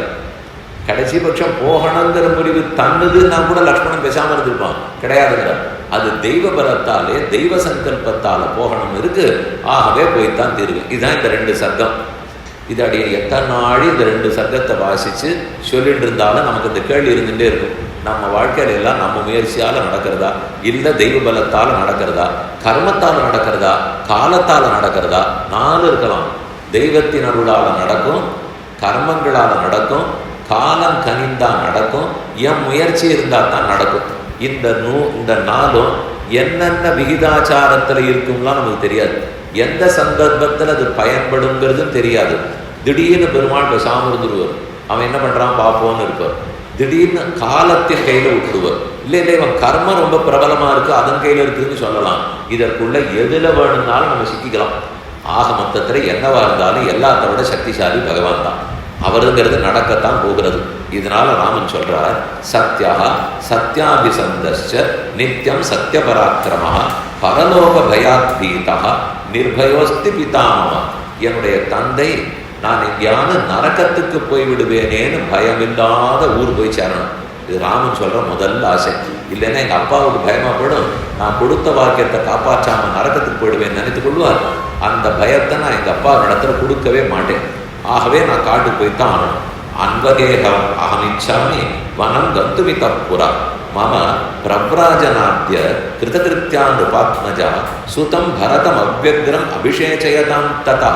அடுத்தது சொல்றேன், இப்ப பட்டாபிஷேகத்தை நிறுத்திவிடணும். ஆனா பட்டாபிஷேகத்துக்கு வேண்டிய சாமகிரி சாமான்கள் எல்லாம் வந்து சேர்ந்துடுது. இது இப்படியே இருக்கிற வரைக்கும் கைகைக்கு நம்பிக்கை வரவே வராது. லக்ஷ்மணா இந்த மொத்த பட்டாபிஷேக சாமகிரி மாத்து, இதை எடுத்தா தான் நான் காட்டுக்கு போறது உறுதின்னு கைகையை நம்புவாள். அதனால இது எல்லாத்தையும் மாத்திடு. தெய்வ பலத்தால நடக்கிறதுங்கிறத நீ நம்பு.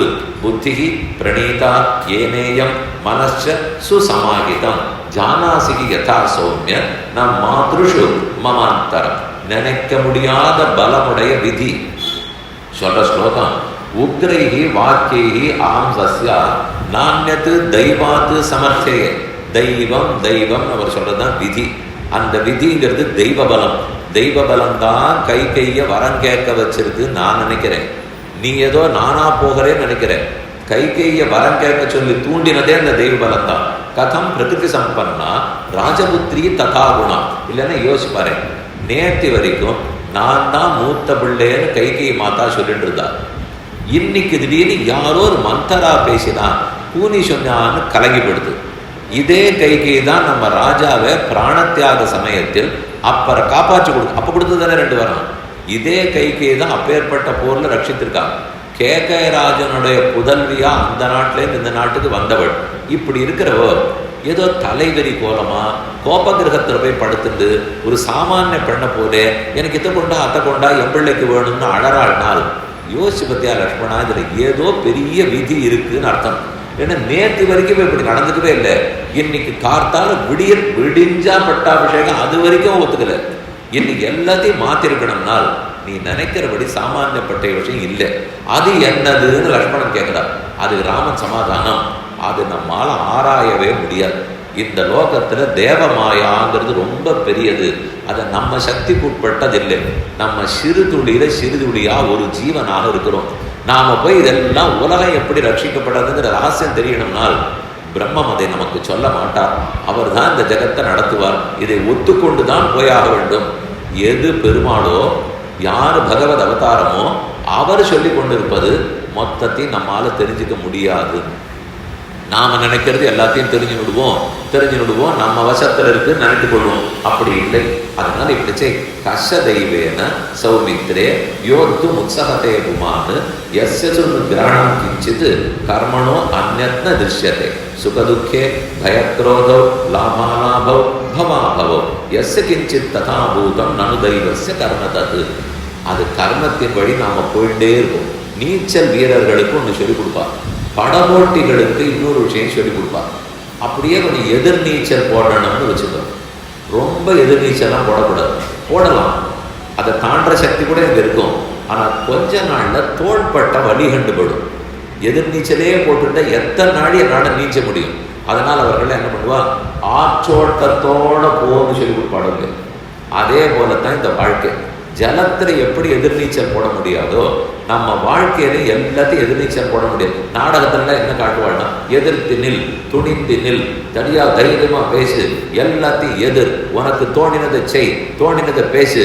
இதெல்லாம் ஏதோ தனி மனித சுதந்திரம் நினைச்சுன்னு சொல்லிட்டே இருப்பார். இதை பார்த்து நம்மளும் பண்ண போனா கடைசியில் அனர்த்தம் தான் விளையும். அப்படியெல்லாம் செய்ய முடியாது. லட்சோப லட்சம் கோடிக்கணக்கான ஜனங்கள் இருக்கு, பகவானாலே படைக்கப்பட்ட லோகம். அதுக்குள்ள நான் எப்படி சுலபமா வாழணுமோ, போக்கு ஆற்று போக்கு எப்படி இருக்கிறதோ அப்படித்தான் நான் வாழ்ந்துட்டு போகணும். இல்லைன்னா எதிர்த்து நிற்கிறது முடியாது. எஸ்ய கிஞ்சித்து ததாபூதம் நனு தெய்வஸ்ய கர்ம தது. இதுக்கு மேல ராமனே சொல்றார், வசிஷ்டாச்சாரியர் நான் காட்டுக்கு போறதை ஒத்துக்கிறாரே லக்ஷ்மணா, அவருக்கு தானே நிகழ்காலம் வருங்காலம் எல்லா காலமும் தெரியும், முக்காலமும் தெரிஞ்சு நம்ம காட்டுக்கு போறதுனால என்னென்ன நடக்க போறதுன்னு தெரிஞ்ச வசிஷ்டர் ஒத்துக்கிறார். தெரியாத நீ மாட்டேங்கிற. அவருக்கு முக்காலம் தெரியும். எனக்கு என்னதான் நடக்க போறது தெரியும் சொல்லிடுவாரானால் சொல்ல மாட்டார். அதனாலதான் அவர் பிரம்ம ரிஷியா இருக்கார். ஆனா என்ன நடக்க போறது தெரியும். ஒருவேளை அந்த சமயத்திலே நமக்கு என்ன ஆபத்து வருமோ அதை வசிஷ்டர் தடுப்பறானால் சீத்தையை தூக்கிட்டு போவான்னு தெரிஞ்சிருக்குமா இல்லையா, விராதன் வருவனான்னு தெரியுமா இல்லையா, கபந்தன் குறுக்க வருமானு அவருக்கு தெரிஞ்சிருக்கும். ஏதான நடவடிக்கை எடுத்து பின்னாடி 10 பேர் அனுப்பிச்சு வச்சாரா? அவர் அனுப்பவே இல்லை, அனுப்பவே வேண்டாம். அந்த இடத்துல ராவணன் தூக்கி போற சமயத்துக்கு வசிஷ்டரால தோன்ற முடியாதுன்னா அவர் தான் எங்கும் தெரிஞ்சவராச்சு. அட்டமகா சித்தி படைத்தவர் எங்க வேணும்னா தோன்றிருக்கலாம். அப்படி தோன்றி ரட்சித்தாரான்னா பண்ணலை. ஆனா அதே மகாபாரதத்தில் பார்க்கவும், லாட்சாகிரகத்திலிருந்து பாண்டவர்களை ரட்சிக்கிறதுக்கு விதுரர் ஒரு ஆளை அனுப்பிச்சு வச்சாரா இல்லையா? எலி கதையை சொன்னார். எலி எப்படி தோண்டிட்டே போகும்னு சொல்லி அதை அவனுக்கு நேரம் சொல்ல முடியாது, ஏன்னா எல்லாரும் பார்த்துட்டு இருக்காங்க. நேரம் சொல்லாம எலி இந்த மாதிரி தோண்டிட்டு போகும், அதை பார்த்து நீ நடந்துக்கோன்னு சொல்லி அதற்குரிய ஒருத்தனை அனுப்பிச்சு அதை தர்மபுத்திரன் புரிந்து கொண்டு கடைசியில விதுரனால தான் காப்பாற்றப்பட்டார்.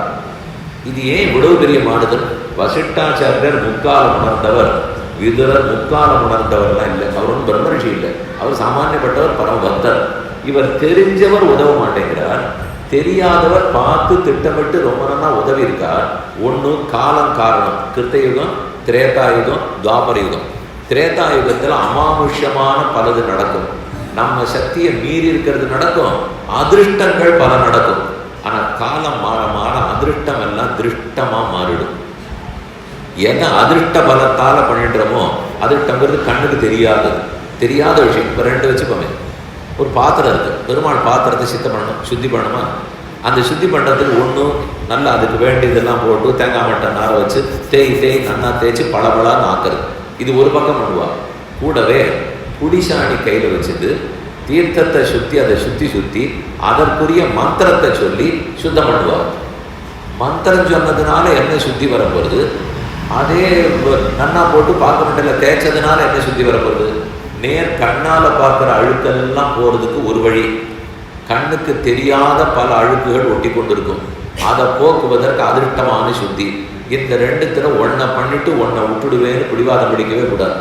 என்ன சொல்லுவார்னா, உங்கள் மந்திரம் தான் நல்லா வேலை செய்யும் இல்லையா, அதனால நான் தேய்க்கவே இல்லை, புளிசாண்டியை மட்டும் வச்சு நான் மந்திரத்தை சொல்கிறேன் என்னால் கண்டிப்பாக செய்யும். திருஷ்ட அழுக்கு போகாது, அதிருஷ்ட அழுக்கு போயிடும்.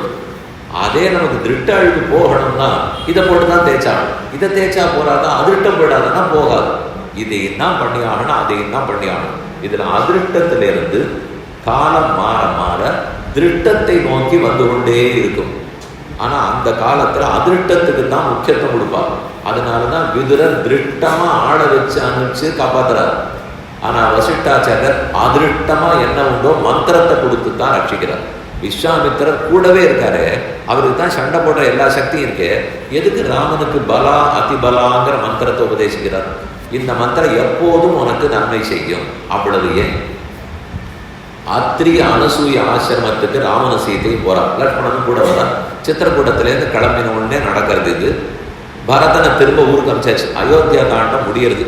கடைசி சர்க்கத்தில் அத்திரி அனுசூயை பார்த்துட்டு அங்கிருந்து தண்டகாரண்யத்துக்குள்ள முடிஞ்சுடுவான். அடுத்தது ஆரண்ய காண்டம் முழுக்க தண்டகாரண்யம். அவர்கிட்ட உட்காந்து பேசிட்டு இருந்துச்சு. அவன் அலங்காரம்லாம் சீத்தைக்கு பண்ணி விடுவோம். இதெல்லாம் இந்த மாதிரி புடவை உடுத்திக்கோ, இந்த மாதிரி தலையில பூச்சி பிடிக்கோ, இந்த மாதிரி பாசிமணி குந்துமணியிலெல்லாம் தொடுத்து சின்ன சின்ன மாலையெல்லாம் போட்டுக்கோ, எல்லாத்தையும் பண்ணிட்டு ஒரு வார்த்தை சொல்றது. அதை இப்பவும் சித்திரக்கூடத்தில் அங்கே போனேன்னா ரொம்ப பிரசித்தமாக சொல்லுவாங்க, ஸ்தலத்தார்கள் சொல்லுவாங்க. நம்ம அந்த கோவிலுக்கு அத்திரி அனுசூய ஆசிரமம் போகிற வழியில் நிறைய கடத்தல் இருக்கும். ஒரு 100 கடை இருக்கும். எல்லா கடையிலையும் ஒரு வித பூ வித்துன்னு இருக்கும், பாசிமணி இருக்கும், குந்துமணி இருக்கும், மாலை இருக்கும். வேணும்னா வாங்கலாம்.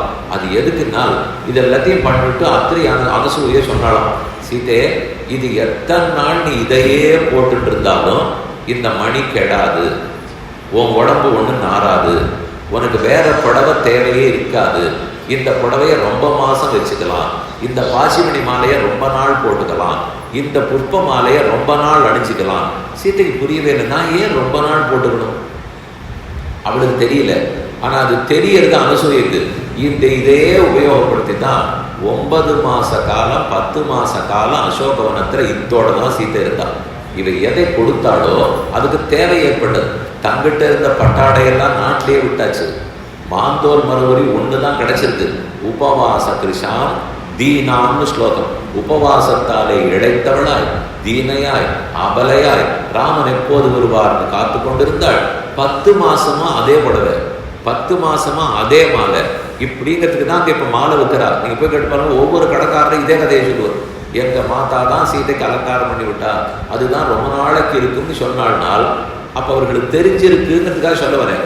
அதை நம்பினா இருந்தால் என்ன கேட்போம்? தெரிஞ்சிருக்குன்னா சீதைட்ட அப்பவே சொல்லி இந்த மாதிரி உனக்கு ஆபத்து வரும், ஆபத்து வருங்கிறதுக்கு புடவை வேட்டி வாங்கி கொடுக்கறத விட ஆபத்து வரும் என் ஊரை விட்டு போகாதேன்னு தடுக்க மாட்டீங்களானால் பண்ண மாட்டார்கள். ஏன் சொல்றேன்னா தெய்வ பலம். தெய்வம் என்னத்தை நினைத்து நடத்தி கொண்டிருக்கிறது என்றால் அது போராளவு வரைக்கும் அதோட தான் நம்ம பிரயாணிக்கணும். அந்தந்த சமயத்தில் சுகதுக்கங்கள் வரும். அதை ரெண்டையும் சமமாக ஏற்றுக்கிற மனப்பான்மை வேணும். சுகதுக்கே சமயகிருத்வா லாபாலாபோ ஜெயாஜயம் தஸ்மாது யுத்தாயுத்தஸ்வ நைவம் பாபம் அவாப்சசின்னு கண்ணனை கீதையில சாதிக்கிறார். அதைத்தான் இந்த உபதேசத்திலையும் தெரிஞ்சுக்கிறோம். தெய்வ பலம் தான் எல்லாம் என்று ராமன் சொல்லி முடிக்கிறார். நிவர்த்திய ஆரப்தமாரம்பை நனு தெய்வஸ்ய கர்மதது எஸ் கிஞ்சித் ததாபூதம் நனு தெய்வஸ்ய கர்மதது ரிஷயோக விக்ர தபசா தெய்வேன அபிப்பிரச்சோதிதா. உக்கிரமான தவமுடைய ரிஷிகள் கூட தெய்வத்தாலே தூண்டப்பட்டவர்களாய் எதையும் எதிர்க்கிறதே இல்லை. ஆகும்படி நடக்கட்டும். தண்டகாரண்யத்தில் ரிஷிகள் எல்லாம் இருந்தார்கள். ராமன் வர்ற வரைக்கும் காத்து கொண்டிருந்து கை கூப்பிட்டு என்னங்களை எப்ப காப்பாற்ற போற? 14,000 ராட்சசர்களும் படுத்துற பாடு தாங்கலையே. இந்த ரிஷிகளுக்கெல்லாம் தவ வலிமை உள்ளதா அல்லவா? ராட்சசர்களை அழிக்க முடியுமா முடியாதா? சாபம் கொடுக்க முடியுமா முடியாதா? எல்லாம் முடியும். ஆனா அடிபட்டு நொந்து அப்படியே காத்து கொண்டிருந்தார்கள். ராமன் வந்தவர், ஏன் காத்திருந்தீர்கள்னு கேட்கிறார். அப்ப அவா சொன்ன பதில், நாங்கள்லாம் உனக்கு கர்ப்பத்தை போலே, கர்ப்பம் ஏதான ஆபத்துன்னா தன்னைத்தான் காப்பாத்திக்குமா, கர்ப்பிணி காப்பாற்றணுமா? யார் கர்ப்பத்தை சுமந்து கொண்டு இருக்கிற தாயோ அவதான் மருந்து சாப்பிடணும். குழந்தைக்கு எப்படி மருந்து கொடுக்க முடியும்? அதுக்கு சாப்பாடு கொடுக்க முடியாது, மருந்து கொடுக்க முடியாது, ஒன்றும் பண்ண முடியாது. அது புரண்டு கொடுக்கறது கூட வசத்தில் இருக்காது. ஆனா எல்லாத்தையும் எப்படி தாயார் ஏற்றுக்கொள்கிறாளோ அதை உலகமும் ஏற்றுக்கொள்கிறதோ அதை போல பிரஜைகளானா தாயான பகவானை எதிர்பார்த்து இருக்கிறோம். அவர் தான் கர்ப்பமா இருக்கிற எங்களை ரட்சிக்கணும்னு நம்மாட்டம் கையாளாக சொல்லல, ரிஷிகள் சொன்ன வார்த்தை. துவயா ரட்சிதவ்யாக கர்ப்பபூதாக தபோதனா. நாங்கள்லாம் தவத்தை தனமாக கொண்டவர்கள், உன்னாலேயே ரட்சிக்கப்பட வேண்டியவர்கள், உனக்கு கர்ப்பம் போன்றவர்கள். ராமா நீ எப்ப வருவேன்னு காத்திருந்தோம். இதை சொன்ன உடனே இவா சொன்னது மட்டும் இல்லை, நம்ம எல்லாத்தையும் தெய்வத்தின் தலையில வச்சுட்டு அவர் ஏத்துக்கணுமேன்னு தோணிட்டு இருக்கோம். நம்ம சுலபமா வச்சுருவோம். நமக்கு ஒரு பொறுப்பை இன்னொருத்தர இடத்துல கொடுத்தோம்னா பரம திருப்தி, அடுத்த நிமிஷம் அப்படியே கொடுத்துடுவோம். ஆனா தெய்வம் ஏத்துக்குமானால் ராமன் தானே தெய்வம். அவர் என்ன சொல்றாருன்னு சொல்றேன். கிரீரேஷாகி மமாத்துலா, உங்க எல்லாரையும் பார்த்து எனக்கு ரொம்ப வெட்கமா இருக்கு. ஒரு பெண்ணு வெட்கப்பட்டு எப்படி தலை குனிவாளோ அதை போல் நான் தலை குனிந்திருக்கிறேன்னு ராமன் அவர்களை பார்த்து சொல்றார். எதுக்குன்னா நீங்க புகார் பண்ற அளவுக்கு ரட்சிக்காம நான் காலதாமதம் பண்ணிட்டேன், இது என்னுடைய தப்பு. தெய்வம் அப்படி சொல்ற தெய்வம். தெய்வம் சொல்றது உங்களை எப்பவோ நான் ஓடோடி ரட்சித்திருக்க வேண்டும், வரல, எனக்கு வெட்கமா இருக்கு, என் ரட்சணங்கிற பொறுப்பிலிருந்து நான் கை நழுவி விட்டேன், எனக்கு வெட்கமா இருக்கு. ஆகவே இனிமே விட மாட்டேன். யாரெல்லாம் உங்களை கொண்டவர்களோ உங்களுக்கு துன்பம் கொடுத்தவர்களோ 14,000 ராட்சசர்களையும் அழிக்கிறேன் அப்ப சொல்லுவைத்தான் பண்ணி முடித்தார்ங்கிறது சரித்திரம். ஏன்னா அந்த தெய்வம் அந்த பொறுப்பை ஏற்றுக்கிறது இல்லை. அவரால் தான் முடியும், அவர் பொறுப்பை ஏற்றுக்கிறார். என்னால முடியாது, எனக்கு அந்த பொறுப்பு இல்லை. அப்படி இருக்கும்போது அவரை நம்பித்தானே இருந்தாக வேண்டும். இதுதான் தெய்வ பலம்னு ரொம்ப நல்லா வாதம் முடிஞ்சு போச்சு. வாதி பிரதிவாதி 2 பேரும் உயர் நீதிமன்றத்துக்கு போடுவார். இவர் வக்கீல் வச்சிருப்பார், அவர் வக்கீல் வச்சிருப்பார். இவர் சொல்லி எல்லாத்தையும் முடிச்சு என்னுடைய வாதம் இதோட முடிச்சிட்டுன்னு உட்கார்ந்த உடனே இவர் பட்சம் ஜெயிச்சுடுத்து நம்ம நினைச்சுடுவோம். அடுத்தவர் பேச ஆரம்பிக்கிற வரைக்கும் அவர் பேசுற உடனே நம்ம இவர் சொல்றதுதான் நியாயமா இருக்கு சொல்லுங்க, அப்படியே மாறிடுவோம். அவருக்கு அப்ப இத்தனை நாள் என்னை பார்த்து கை தட்டுறது என்னால் அது அப்போ இது இப்போ இவர் சொல்றதை பார்ப்போம். லக்ஷ்மணன் என்ன சொல்றாருன்னா, ராமா இந்த மாதிரி நீ பேசுவது சோபையே அல்ல, உனக்கு இது நன்மையே தராது, ஒரு தேசத்தை ராஜா பேசாதுன்னு ஆரம்பிக்கிறார். ராமனை பார்த்து இக்ஷ்வாகுகுல சக்கரவர்த்தி திருமகனை பார்த்து ஒரு தேசத்தினுடைய ராஜா இப்படியெல்லாம் பேசக்கூடாது, தெய்வபலம் ஆனால் அப்ப பிரஜையை யார் ரட்சிக்கிறது, நாட்டை யார் காப்பாற்றுவது, கஜானாவை யார் காப்பாற்றுறது, உண்மத்தையுமே நன்மத்தையுமே பார்த்து யார் தீர்ப்பு சொல்வது, எல்லாம் தெய்வமா வரும். நீ அப்படி பேசுறது நன்னால ராமா, தர்மதோஷ பிரசங்கேன லோகஸ்ய அனதிசங்கையா கதம் கேட்டது அசம்பிராந்தம் त्वद्विदो वक्तुमर्हसि किं नाम कृपणं தெய்வம் அசக்திம் அபிசம்சசி பாபயோஸ்தே கதம் நாம தயோர் சங்கான வித்யதே. தெய்வத்துக்கு பலம் உண்டு நான் ஒத்துக்கிறேன், ஆனா தெய்வ பலம் தான் செய்யுங்கிறத நான் ஒத்துக்கவே மாட்டேன். தெய்வம் எப்ப செய்யும்னால் எனக்கு பலம் இருக்குன்னு உணர்ந்து கொண்டு யார் போராடுகிறானோ, என்னுடைய யுக்தியாலும் என் சக்தியாலும் ஜெயித்து விடுவேன் யார் முயற்சிக்கிறானோ அவனுக்கு தான் தெய்வம் உதவும்.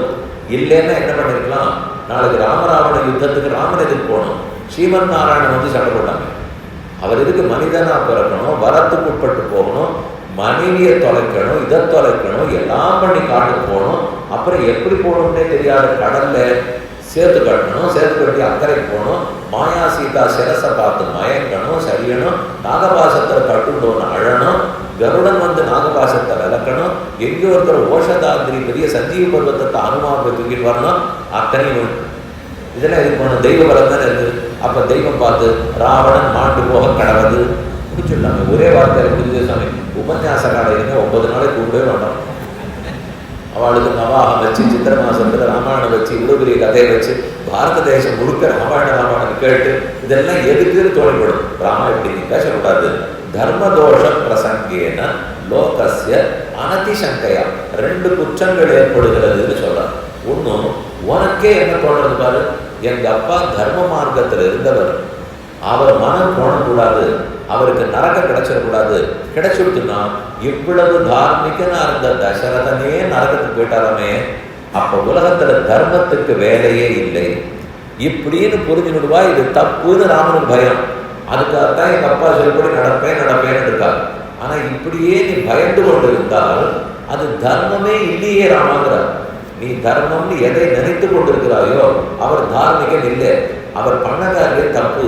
உனக்கு பட்டாபிஷேகம் கிடையாது, தம்பிக்கு பட்டம்னு அவர் சொல்லியிருக்கவே கூடாது.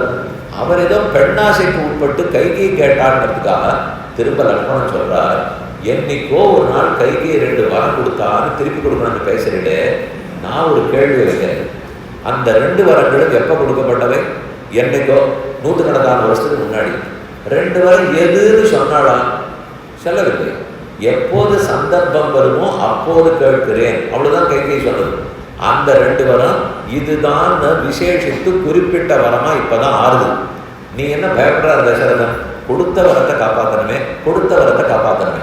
அதே மாதிரி நான் சொல்றேன், அதே தசரதன் நேற்று கண் முன்னே உனக்கு பட்டாபிஷேகம் பண்ணுறேன்னு சத்தியப்பிரதிஜை பண்ணியிருக்காரு. அது மட்டும் வசிட்டாச்சாரியரை கூடி சொல்லலையா? தீர்மானம் எல்லாம் போடலையா? மந்திரிகள் அத்தனை பேர் சேர்ந்து போடலையா? இது இப்ப நடந்தது, அது என்னைக்கோ நடந்தது. இப்ப நடந்ததுதான் பிரபலமா, என்னைக்கோ நடந்தது துர்பலமா. 2வது, அது எது வரன்னு தெரியாது. இது நாட்டு பட்டாபிஷேகம்ன்ற சிறப்பு குறிப்பு இருக்கிறது, அங்க சிறப்பா இல்லை, குறிப்பு தெரியாது. ஏதோ தரேன்னு சொல்லியிருக்காரு, எதுன்னு சொல்றாரு, அது முடிஞ்சாதான் செய்ய முடியும். ஆனா இது இப்பதான் நீ வாக்தானம் பண்ணிருக்க, பண்றேன்னு சொல்லியிருக்க, இதுதான் இன்ன வரம் உனக்கு பட்டாபிஷேகம்னு சொல்லி எடுத்து, அப்ப நீ சொல்ற தர்மசாஸ்திரத்தின்படி பார்த்தாலும் அவர் வரம் கொடுக்குறேன்னு சொல்ல தப்பு. இப்படின்னு இவர் திருப்பி சொல்றார். ராமன் பார்த்தா இவனை பேச விட்டான், ஆதிசேஷன் 1000 நாக்கு, அவர் தான் இவர் ஆதிசேஷனா பிறந்திருக்கார், இவர் இதே மாதிரி பேசிக்கொண்டே இருப்பார், அதனால அவர் தடுக்கணும்னு பார்த்தார். நீ என்ன வேணா சொல்லு லட்சுமணா, தெய்வபலம் தெய்வபலம், என்ன இவர் தம் விஷயத்தை நல்ல நாட்டிக்கிறவங்க, இவர் தானே தெய்வம், அதனால இவர் விட்டுட்டாருன்னா நாளைக்கு தான் அவர் சொன்னது சரியா படுத்துன்னா அது இப்போ மனுஷ பலம் வேண்டாம்னு சொல்லலை. என்ன பண்ணாலும் நம்ம முயற்சி அவன் அருள் இருந்தால் தான் நிறைவேறுங்கிறதுக்காக சொல்லுகிறார். கிம் நாம கிருப்பணம் தெய்வம் அசக்தம் அபிசம்சசி, அந்த தெய்வமே கொஞ்சம் சக்தி குறைவானது, அதை போய் கொண்டாடி கொண்டாடி பேசிக் கொண்டிருக்கிறார். சக்தி தர்மோபதாசக்தா தர்மாத்மன் கிண்ண புத்தசே தயோகோ சுச்சரிதம் சுவார்த்தம் சாக்கியாது பரிஜிஷீஷிதைகி. இவர்கள் எல்லாரும் கபடத்துல தர்மம் பேசியிருக்கா, உண்மையா தர்மத்தை இவர்கள் பேசவே இல்லை, வேஷம் விட்டு கொண்டு தப்பா தர்மத்தை பற்றி பேசுகிறார்கள்.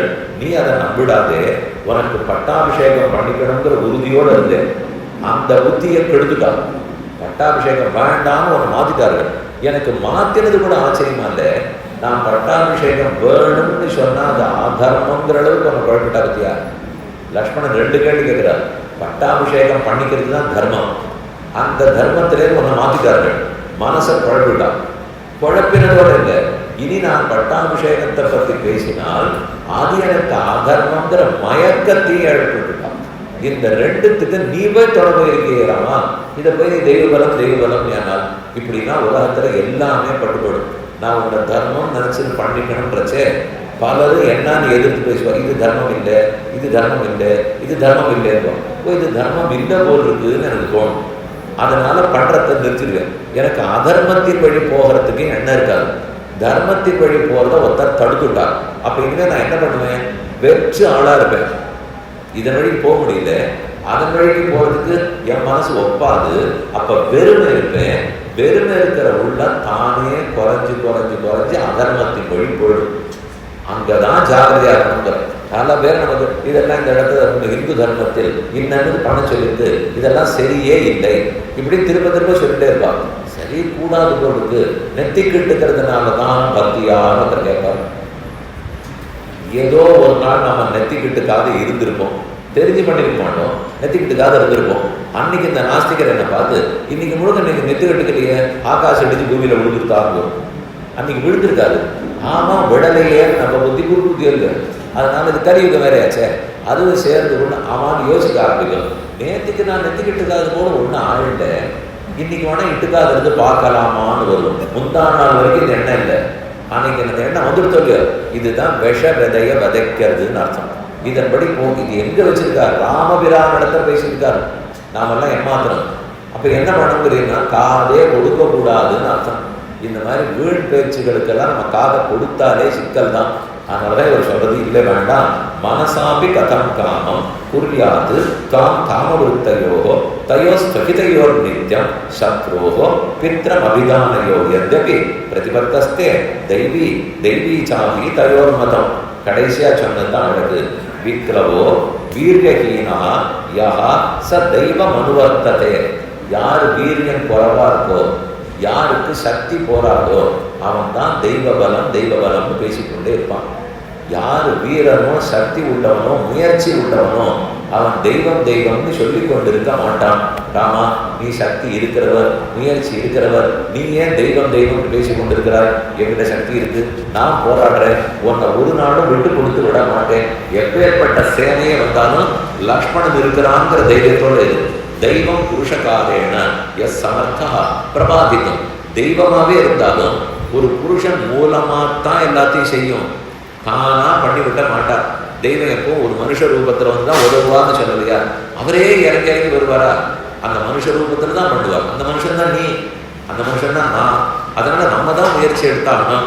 நாம நாளைக்கு காட்டுக்கு போயிட்டோம்னா மக்களை யார் ரட்சிக்கிறது, கொடுத்த வாக்கு எல்லாத்தையும் யார் காப்பாத்துறது என்றெல்லாம் லக்ஷ்மணனுடைய பேச்சு. தெய்வம் மனுஷர் தெய்வ மானுஷ்யோர் அத்திய கெட்டா வியக்திர் பவிஷ்யதி. தெய்வத்திற்கு மனுஷத்துக்கு ஒரு போட்டி. எதுமா தெய்வ பலத்துக்கு லக்ஷ்மணனுடைய முயற்சிக்கும் போட்டியா. இந்த போட்டியில லக்ஷ்மணன் ஜெயிக்க போவதை நீ பார்க்க போகிறாய் என்கிற வரைக்கும் இவர் பேசி முடிச்சுட்டார். பிரதிஜானே சதீவேய தேவீரமா பூவம் வீரலோகமாகு ராஜ்யந்தவரக்ஷேயம் வேலேவ சாகரம் அகம் வேலேவ சாகரம். நீ கடல், நான் தான் கரை. எப்படி கடலை கரை எப்போதும் ரட்சிக்குமோ, ராமா உன்னை நான் எப்போதும் ரட்சிப்பேன். நான் ஒருத்தன் கையில் வில்லேந்தி கொண்டிருந்தால் போதும், நீ கவலையை பட வேண்டாம். வா, தைரியமாக போவோம். கைகையை வேணும் நான் சிறையில் அடைப்போம், மந்தராவை வேணும் நான் கொண்டுடுவோம். ராஜா சொன்னதை கேட்க வேண்டாம். இப்போதே காட்டை பற்றி நினைப்பதை மறந்து விடுவாய். நாளை பட்டாபிஷேகம் உறுதி என்கிற அளவுக்கு லக்ஷ்மணன் பேசிட்டார்னு இப்போ இத்தனை நாடி அது என்ன சொல்லிட்டு இருந்தேனோ இதை எங்கேயாவது வாசல்ல ஒருத்தர் நின்றுட்டு இந்த 10 நிமிஷத்தை மட்டும் கேட்டுவிடுவார். அப்படியே முன்னாடி சொன்னதெல்லாம் காதல் விழுந்திருக்காது, மற்ற ஸ்லோகன்லாம் தோணியிருக்காது. இதுக்கு முன்னாடி இருக்கிற சங்கத்தில் ராமன் தெய்வ பலத்தை பற்றி பேசுறதும் புரியாது. இந்த வக்கீல் வாதம் பண்ணதை மட்டும் கேட்டு போயிட்டு நன்னா இருந்தது. அந்த ராமர் சங்கத்தில் தான் இப்போ எல்லாருக்கும் பிடிக்கிறாப்புல பேசுறாங்க. அதுக்காக பேசுறதுக்கு நிச்சயமா இல்லை. இதெல்லாம் லக்ஷ்மணன் சொல்லி இருந்தாலும் ராமனுடைய ஒரே அபிப்பிராயம், லக்ஷ்மணா நீ பேசினபடிக்கு நடக்கவில்லையேங்கிறார். நீ பேசுறதெல்லாம் உன்னுடைய சக்திக்கு உட்பட்டதுங்கிற ஒரு அனுமானத்தில் பேசிக் கொண்டிருக்கிறாய். நான் சொல்லுவதெல்லாம் இது மொத்தமே உன் சக்திக்கு உட்பட்டது இல்லைன்னு சொல்லிக் கொண்டிருக்கிறேன். இது எவ்வளவு தூரம், இதெல்லாம் ஆரம்பத்தில் இருக்கு. மாரீச்சன் மாயமானா வந்தார் இருக்கு. அப்ப லக்ஷ்மணன் தடுக்கிறார், ராமா அது முன்னாடி போகாதே, சீதை தான் பெண்ணு தெரியாம ஆசைப்பட்டு கேட்கிறாள்னால் உனக்கு என்ன தெரியாதா, இந்த லோகத்துல பொண்ணுலாம் சொன்னத்துல மானிங்யான்னு உண்டா, இதெல்லாம் நான் பார்த்ததே இல்லை, இது ஏதோ வெனேன்னு தான் எனக்கு தோன்றது, போகாதே. லக்ஷ்மணன் நல்லா தடுத்தார். தடுத்த பிற்பாடுதான் ராமன் போறார். அப்ப லக்ஷ்மணத்துல சொன்னது, உலகத்தில் பெருமானுடைய மாயையால் நிறைய நடக்கும், அதெல்லாம் உனக்கும் தெரியாது எனக்கும் தெரியாது, நீ சும்மா இரு நான் போடுறேன்ட்டாரு. இதை சொல்லிட்டு தான் போயிருக்கார். அதனால நமக்கு என்ன, அது ராமன் வேடிக்கைக்காக சொல்லிட்டு இருக்கார் சுவாமி. ஆனால் லக்ஷ்மணன் சொல்றதுதான் நியாயமா எனக்கு படுறது. ஒரு 10 பேருக்கான இங்க இருக்கிறவளுக்கு இது தோன்றதா இல்லையா, அடியனுக்கு தோன்றது. என்னதான் ராமன் அது ராமன்கிறதுக்காக பேசுறார், அதுக்கு ஒவ்வொரு சத்தம் போட்டாச்சா சுவாமி, உண்மைதானேன்னு தோணும். இல்லை, எதை சத்தம் போட்டு ராமன் சொல்லிட்டு இருக்காரோ அதுதான் உண்மை. அவர் என்ன சொல்ல வருகிறார்னா, ஆக மொத்தத்தில் லக்ஷ்மணா உண்முயற்சி நீ சொல்றியே, அப்ப அந்த முயற்சி ஜெயிக்கணும்னா நீ செஞ்சிருக்கணுமே. செய்யலையே நான் காட்டுக்கு போறேனே, நீயும் காட்டுக்கு வர போறையே, நமக்கும் உனக்கும் தெரிஞ்சு சீதையை தொலைக்க போறோமே, அதை ராவணன் எடுத்துட்டு தானே போறார். எல்லாமே வசிஷ்டருக்கு தெரியுமே. ஆனா மேற்கொண்டு நடக்கிறதுனால் தெய்வபலம் அது விட்டே விடாது. வேதாந்த தேசிகர் ரொம்ப ஆச்சரியமான ஒரு திட்டாந்தத்துக்கு சாதித்தார். பாதுகா சகஸ்திரம்னு பாடினார்.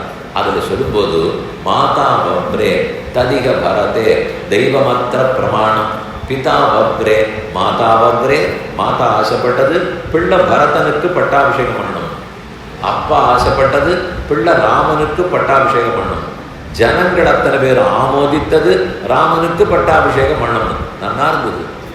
ஆனா யார் ஆசைப்பட்டது நடக்கல, கைகை ஆசைப்பட்டது நடக்கல, கௌசல்ய தசரதன் ஆசைப்பட்டது நடக்கல, மக்கள் ஆசைப்பட்டது நடக்கல, கடைசியில பாதுகைக்கு பட்டாபிஷேகம் நடந்துச்சு. அவர் சொல்ல வந்தது அது ராம பட்டாபிஷேகம் நின்றது, பாதுகா பட்டாபிஷேகம் நடந்தது. இப்ப இது யார் ஆசைப்பட்டார்? பாதுகையா? பாதுகை ஆசைப்படாது, அது வெறும் காலணி, அது ஆசையும் படாது. தெய்வமத்திர பிரமாணம். அப்ப தெய்வத்தின் ஆசைப்படி பாதுகா வைபவம் உலகத்துக்கு தெரியணும். இது மொத்தமே அவர் நடத்திய ஒரு ஆச்சரியமான நாடகம். அப்புறம் ராமபட்டாபிஷேகம் நடக்கலாமே தவிர இப்ப நின்னது தானே. யாருக்கு ஆசை இல்லாம திடீர்னு ஒரு கல்யாண ஏற்பாடு ஆயிருக்கும். இந்த பெண்ணுக்கும் முதல் நாள் ஜான்வாசனம் முடிஞ்சுட்டு நிச்சயதார்த்தம்லாம் ஆயிடுத்து.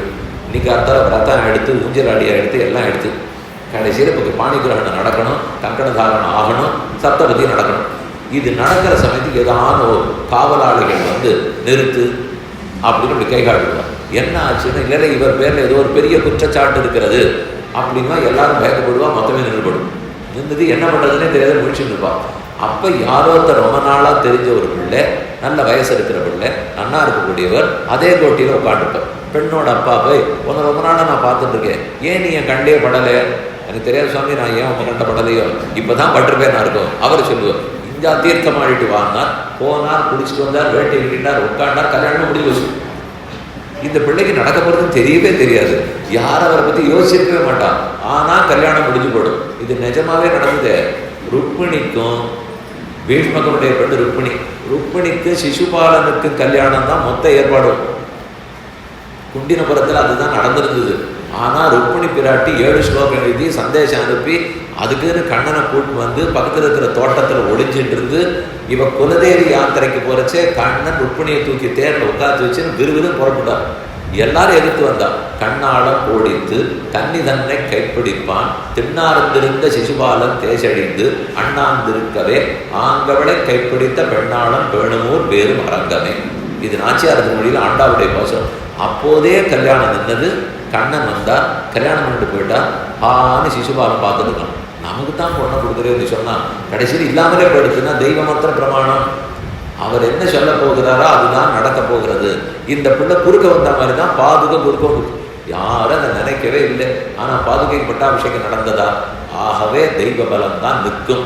நம்ம மனுஷனுடைய முயற்சி வேண்டான்னு யாரும் சொல்லலை. தெய்வ பலத்துக்கு தகுந்து மனுஷ முயற்சி இருந்தால் தான் நடக்கும். ஆகாசத்தில் அலவரிசைகள்லாம் இருக்கா. தொலைக்காட்சி பெட்டி வச்சுருக்கோம், வானொலி ஆகாசவாணி ரொம்ப நாளாக கேட்டுட்டு இருக்கோம். அதுதான் அந்த நாள்லாம் இருந்தது. இப்போ எல்லாமே இந்த கைபேசியாக போச்சு. பாக்கி அது அந்த நாள் அதை தான் கேட்டுருந்தோம். அதில் என்னென்ன அலவரிசை சீன தேசத்துலேருந்து வரும், வெளி தேசத்துலேருந்து வரும், அது தில்லியிலேருந்து வரும், மும்பையிலேருந்து வரும், திருச்சி, மதுரை, சென்னை எல்லாத்துலேருந்து இருக்கும். அது நாம் வச்சுருக்கிறதுல இது 101, 91, 98 அதெல்லாம் போட்டுருக்கோம். அது இப்படியே திரிகின்றே இருக்கும். திரிகிற உடனே சரியாக நடுவில் வந்த உடனே அது பாட ஆரம்பிக்கும். இப்போ இது எங்கேருந்து எது பாடுறது? இந்த இடத்துல நான் திருப்பினதுனால பாடுறதா, ஆகாசத்தில் அலவரிசை இருக்கிறதுனால பாடுறதா? அலவரிசை இருந்து அந்த பாட்டு அங்கே பாடிட்டு இருந்தால் தான் இங்கே கேட்கும். அவர்கள் ஒளிபரப்பினால் தான் இங்கே கேட்கும். இல்லைன்னா என்னால் கேட்க முடியாது. அப்படின்னா அதுதான் முக்கியமானால் நான் இங்கே திருக்கவே இல்லைன்னா கேட்கவே கேட்காது. நான் இங்கே ஒழுங்காக திருகி கிட்டக்க கொண்டு போகணும். அதுலேயும் துளி தள்ளி இருந்ததுன்னா குறக்கணும். அதை ரொம்ப சரியாக சின்னதாக அப்படி திருப்பி சரியாக வச்சா துல்லியம். இப்போ தான் அது கல்யாணி ராகம்னே புரியுது. அது ஏற்கனவே ஏதோ வேறு ராகமாட்டா இருந்தது அப்படின்னு இப்போ தான் கேட்க ஆரம்பிப்போம். இப்போ இது வேணுமா அது வேணுமானால் அதுவும் வேணும், இதுவும் வேணும். அதுங்கிறது தெய்வ பலம். அந்த தெய்வ பலத்தோடு ஒட்டி நம்ம பலம் போகணும். நம்முடைய முயற்சி அதோடு ஒட்டிட்டு இருக்கணும். இந்த ரெண்டுத்துக்குள்ளே எது முக்கியம்னு கேட்டீங்கன்னா ஆகாச தலைவரிசை தான். அந்த பாட்டு அங்கே இல்லைன்னா நாம் வாங்கிட்டு வந்து என்ன பிரயோஜனம்? அதனால இது முக்கியம் இல்லை, இதை காட்டிலும் அதுதான் முக்கியம். ஆனால் அதோட என்னோட ஆசை ஒத்து போகணும். ஒன்று நீங்கள் வேலை பார்க்குற இடத்துல என்ன சொல்லுவார்? முதலாளிக்கு நிறைய லாபம் சம்பாதிக்கணும்னு ஆசை, எனக்கு நிறையா சம்பளம் வாங்கணும்னு ஆசை. இந்த ரெண்டு இருந்தால் தான் நடக்கும். அவருக்கு லாபம் சம்பாதிக்கணுங்கிற ஆசையை படுத்து லாபமே வராது, எனக்கு சம்பளமே வராது. எனக்கு சம்பாதிக்கணுங்கிற ஆசை படுத்து அவர் நன்னா வேலையை வாங்கிட்டு சம்பளமே தரமாட்டார். அது ரெண்டுமே பண்ண முடியாது. அவருக்கு அந்த ஆசை இருக்கணும், எனக்கு சம்பாதிக்கணும் ஆசை இருக்கணும். ஆனால் அந்த ரெண்டு ஒத்து போகணுமே. ரெண்டுத்துல எது முக்கியம்னா முதலாளி தான் முக்கியம். அவர் கொடுக்குறேன்னா தான் எனக்கு கிடைக்கும். எனக்கு ஆசை இருக்கிறதுக்காக கிடைச்சிருமா? அதே போலத்தான் தெய்வ பலம் பிரதானம். மனுஷனுடைய முயற்சி இருக்குமானால் அந்த பலம் நம்ம பேர்ல வருகிறதுன்னு அர்த்தம். நீர்வீழ்ச்சி ஓன்னு கொட்டும், அதுலேருந்து மின்சாரம் தயாரிச்சாகணும். அப்படியே ஜலத்தை ஓட விட்டுட்டா மின்சாரம் கிடைக்குமோ? கிடைக்காது. அதுக்கு ஒரு பெரிய சக்கரத்தை வச்சு அதை சுற்றி விடணும். சுற்றி விட்டால் அது வழியாக போச்சுன்னா மின்சாரம் வந்துடும். அப்போ இந்த சக்கரை இருந்தால் தான் மின்சாரம் வரும். சக்கரை இருந்ததுக்காக மட்டும் மின்சாரம் வராது. ஜலம் தானாக ஓடினாலும் மின்சாரம் வராது. சக்கரை இல்லைன்னாலும் வராது. சக்கரை இருக்கிறதுக்காக வராது. சக்கரை இருந்தால் தான் வரும், ஜலம் ஓடினா தான் வரும். ரொம்ப குழம்பிட்டேனோ? ஆனால் இதுதான் இந்த குழப்பம் தான் தெய்வ பலம். அதனால் அவர் இருந்தால் தான் கிடைக்கும். நான் இல்லாததுக்காக கிடைக்காது, நான் இருந்ததுக்காகவும் கிடைச்சிடாது. ஆனால் நான் இருந்தால் தான் கிடைக்கும், ஆனால் அவரால் தான் கிடைக்கும். இதுதான் இந்த ரெண்டு சங்கத்தாலையும் ராமன் லக்ஷ்மணத்தில் பேசி இது கடைசியில் அவ ரெண்டு பேரும் பேசிவிட்டார். நமக்கு எப்படி கிடைக்கும்னால் வால்மீகி அனுகிரகம் இருக்கிறதுனால படிச்சுக்கணும். அவர் பார்க்கல ஹசிதம் பாஷிதம் செய்வ கதிர்யா எச்சேட்டிதம் தத் சர்வம் கர்மவீரியேன யதாவத் சம்பர்பஷ்யதி. அவருக்கு இருந்த யோகம். அவர் எப்படி இருந்தார், எப்படி ஆனார், கடைசியில் பிரம்மா கொடுத்த அனுகிரகத்தால் மொத்த ராமாயண கதையை முடிஞ்ச அப்புறம் பார்க்குறாரு. அவர் நடந்த காலத்தில் எழுதவே இல்லையே, எல்லா கதையும் முடிஞ்சு போச்சு. ராமனுக்கு பட்டாபிஷேகம் முடிஞ்சு விட்டது. முடிந்த பிற்பாடு எல்லாத்தையும் ராமன் மறுபடியும் ஒரு தடவை ஒரு காட்டுறார். காட்டு எழுதுறாரு. மொத்தம் அதிருஷ்டம். எதுவும் திட்டம் இல்லை. நமக்கு எல்லாம் மனத்திரையில ஓடுற மாதிரி அவருக்கு ஓடி இப்படி ஒவ்வொன்றும் மணிமணியா ரத்தனமா நமக்கு எழுதி வைத்திருக்கிறார். அதனால்தான் நமக்கு இந்த லாபம் எல்லாம் கிடைக்கிறதுன்னு வைத்துக் கொள்க. இது அயோத்தியா காண்டத்திலே ஒரு விஷயம் என்னன்னு பார்க்கணும். அதற்கு அடுத்தது மற்றொரு இடத்துல சொல்றாரு, அதாவது கிஷ்கிந்தா காண்டம். அதுல தாரை போன்னு அழுகிறாள். இப்படி போய் வாலியை நாம கொண்டு விட்டாரேன்னு அவருக்கு ஆசை. வாலி வதம் முடிஞ்சது. ஏற்கனவே தாரா எடுத்து சொல்லி பார்த்தார், வேண்டாம் வாலி வா, இப்ப ராமனோட இவர் எப்போ தோழமை கொண்டிருக்கிறாரோ, ஏற்கனவே சுக்ரீவன் உன்னை நினைச்சு ரொம்ப பயந்து கொண்டிருந்தார். இப்ப அந்த பயமெல்லாம் மாறி உன்னோட சண்டைக்கு வந்திருக்காருனா எனக்கு பெரிய சந்தேகமாக இருக்கிறதுன்னு தாரையே எடுத்து சொல்லுகிறார். சாரவிருஷன் சண்டை, அதாவது 2வது சண்டை நடக்கிறது. குரு பிரணாமம் விபூஷண அத்த சத்தஜனானாக முனையா சம்சித்த விரதாக அனந்த குரூரநாதேன சூர்யாத்மஜா சௌர்ய சாரை சொல்றது அத்தஸ்ய நிநாதந்தம். இந்த இடத்துல 2-3 ஸ்லோகம் பாடமான ஸ்லோகம். என்னன்னு நினைக்கிறேன். தத்து தாரா பரிஷ்வஜ்ய ஸ்னேகா தரிசித சௌஹிருதா சாதுரு குரோதமம் வீர நதிவேக விவாதம். வாலி எப்போ சுக்ரீவன் மறுபடியும் சண்டைக்கு வந்திருக்கிறானோ வேண்டாம், அவனோட சண்டைக்கு போகாது. யோசிச்சுப்பார், நேற்று வரைக்கும் உன்னை கண்டா பயந்து ரிஷமூக பர்வத்தத்தில் ஒளிஞ்சிட்டு இருந்தவர் இன்னைக்கு எந்த தைரியத்தில் வந்து திரும்ப சண்டைக்கு வான்னு கூப்பிடுறாரு. யாரையோ அவன் நட்பு சேர்த்துட்டு இருக்கணும் தான் அர்த்தம். கொஞ்சம் யோசி. கோபத்துக்கு இடம் கொடுக்காதே, காமத்துக்கும் பதற்றத்துக்கும் இடம் கொடுக்காதே. நீ பெரிய ராஜா, சக்தி இருக்கிறவனுக்கே என்ன வந்துடும்னு தோணும். சக்தி இருக்கிறது தான் இன்னும் நன்னா ஆராய்ச்சி பண்ணணும். உனக்கு பதவி சக்தி இருக்கலாம், பண பலம் இருக்கலாம், உடம்பு பலம் இருக்கலாம். அந்த பலமெல்லாம் இருந்ததுங்கிறதுக்காக என்ன வேணா வரட்டும் பார்த்துப்போம், அந்த அசட்டையா மட்டும் இருந்துடாதே. இது 3 கவனக்குறைவுங்கிறதோட சேர்ந்தா பெரிய ஆபத்து. இந்த 3தோட நிதானம் தவறாமை விவேக ஞானங்கிறது இருந்தால் தான் உனக்கு நன்மையே ஏற்படும். சாது குரோதமிமம் வீர நதிவேக விவாகதம் வீரதே சத்ருபாகுல்யம் பல்குதாவான வித்யதே சகசாதவ நிஷ்கிராம சமம தாவன்ன ரோச்சதே நிஷ்பத்திய நிரஸ்தஸ்தே ஹன்யமானோ திசோகதா. ஒன்னால் அடிபட்டு ஓடி போனவன் எங்க ஒளிஞ்சுக்கிறதுன்னு தெரியாத சுக்ரீவன் இப்ப தைரியமா திரும்பி வந்திருக்காருன்னா யாரா இருக்கும்? நான் அப்படியே ஒற்றர்களெல்லாம் அனுப்பிச்சேன். அங்கதனையே அனுப்பிச்சு விசாரிச்சுன்னு வர சொன்னேன். அவன் போய் விசாரிச்சுன்னு வந்தான். இக்ஷ்வாகு குலத்துல தசரதனுக்கு ராமன்னு பிறந்திருக்கான். அவனுக்கு சீதைக்கு கல்யாணம் ஆச்சான். அதிமாத்திரமான பலம் சக்தி படைத்தவனா, எல்லாத்த விட ரொம்ப தார்மீக நேர்மையானவனா. அதனால யார் அவனை நெருங்க முடியாது.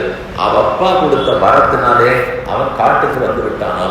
அவனைத்தான் சுக்ரீவன் தோழன் ஏத்துட்டு இருக்கான். அதோட இல்லை, உன்னை கொன்று அவன் அபகரிக்கப்பட்ட பாரியாவை திரும்ப பெற்றுக் கொடுக்கிறேன் என்று அவன் பிரதிஜை பண்ணியிருக்கான். இதெல்லாம் அவனுக்கு தெரியாதவாறினால் எந்த ஒற்றர்கள் மூலமும் எதுவும் தெரிஞ்சுக்க வேண்டிய தேவையில்லை. யார் எதிர்த்து வந்தாலும் என்னால் ஜெயிக்க முடியும். இந்த பேச்சு தான் பேசாதேங்கிறவன். நமக்கே கூட இந்த தைரியம் இருக்கு, எனக்கு உடம்பு பலம் இருக்கு, எனக்கு பண பலம் இருக்கு, ஆள் பலம் இருக்கு, பதவி பலம் இருக்குங்கிறதுக்காக இஷ்டப்படி நடக்காது. நிதானம் எக்காரணம் கொண்டு யாரும் தவறவே கூடாது. இன்னும் கேட்டா இந்த பலமெல்லாம் இல்லாதவர்கள் கூட கவனக்குறைவோட இருக்கலாம். யாருக்கு இந்த பலம் நிறைய இருக்கோ அப்ப பாதை தவறத்துக்கு வாய்ப்பு ஜாஸ்தி. ஒரு 25 படிக்கட்டு இருக்கு, நான் 25வது படிக்கட்டு ஏறினேன், தவறி விழுந்தேன், அடி எவ்வளவு படும்? 2 படிக்கட்டு ஏறினேன், தவறி விழுந்தேன், அடி எவ்வளவு படும்? 25 ஏறி விழுந்தா தான் அடி அதிகமாக படும். 2ல் ஏறி விழுந்தா ரொம்ப படாது.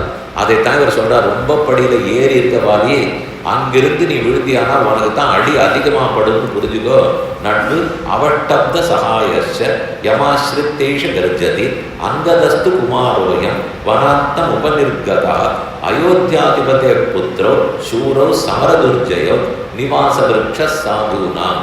நான் தான் உன் மனைவி, உன் பெருமையில எனக்கு எந்த சந்தேகமும் இல்லை. இருந்தாலும் நீ எடுக்கிற செயல் தப்பு. ராமநாது நான் விசாரிச்சு வச்சே உனக்கு சொல்றேன். நிவாச விருட்சா சாதுனா, சாதுக்களுக்கெல்லாம் தங்குமிடமாக இருக்கிறார். ஆபன்னானாம் பராகதி, ஆபத்தில் தவிப்பவர்களுக்கெல்லாம் ஒரே கதியாக இருக்கிறான். ஆர்த்தானாம் சம்சய செய்வர், ஆர்த்தர்கள் துடிப்போடு இருக்கிறவர்களுக்கு ஒரே தஞ்சம். யசசச்ச ஏகபாஜனம் ஞான விஞ்ஞான சம்பன்னா நிதேசே நிரதப்பிது.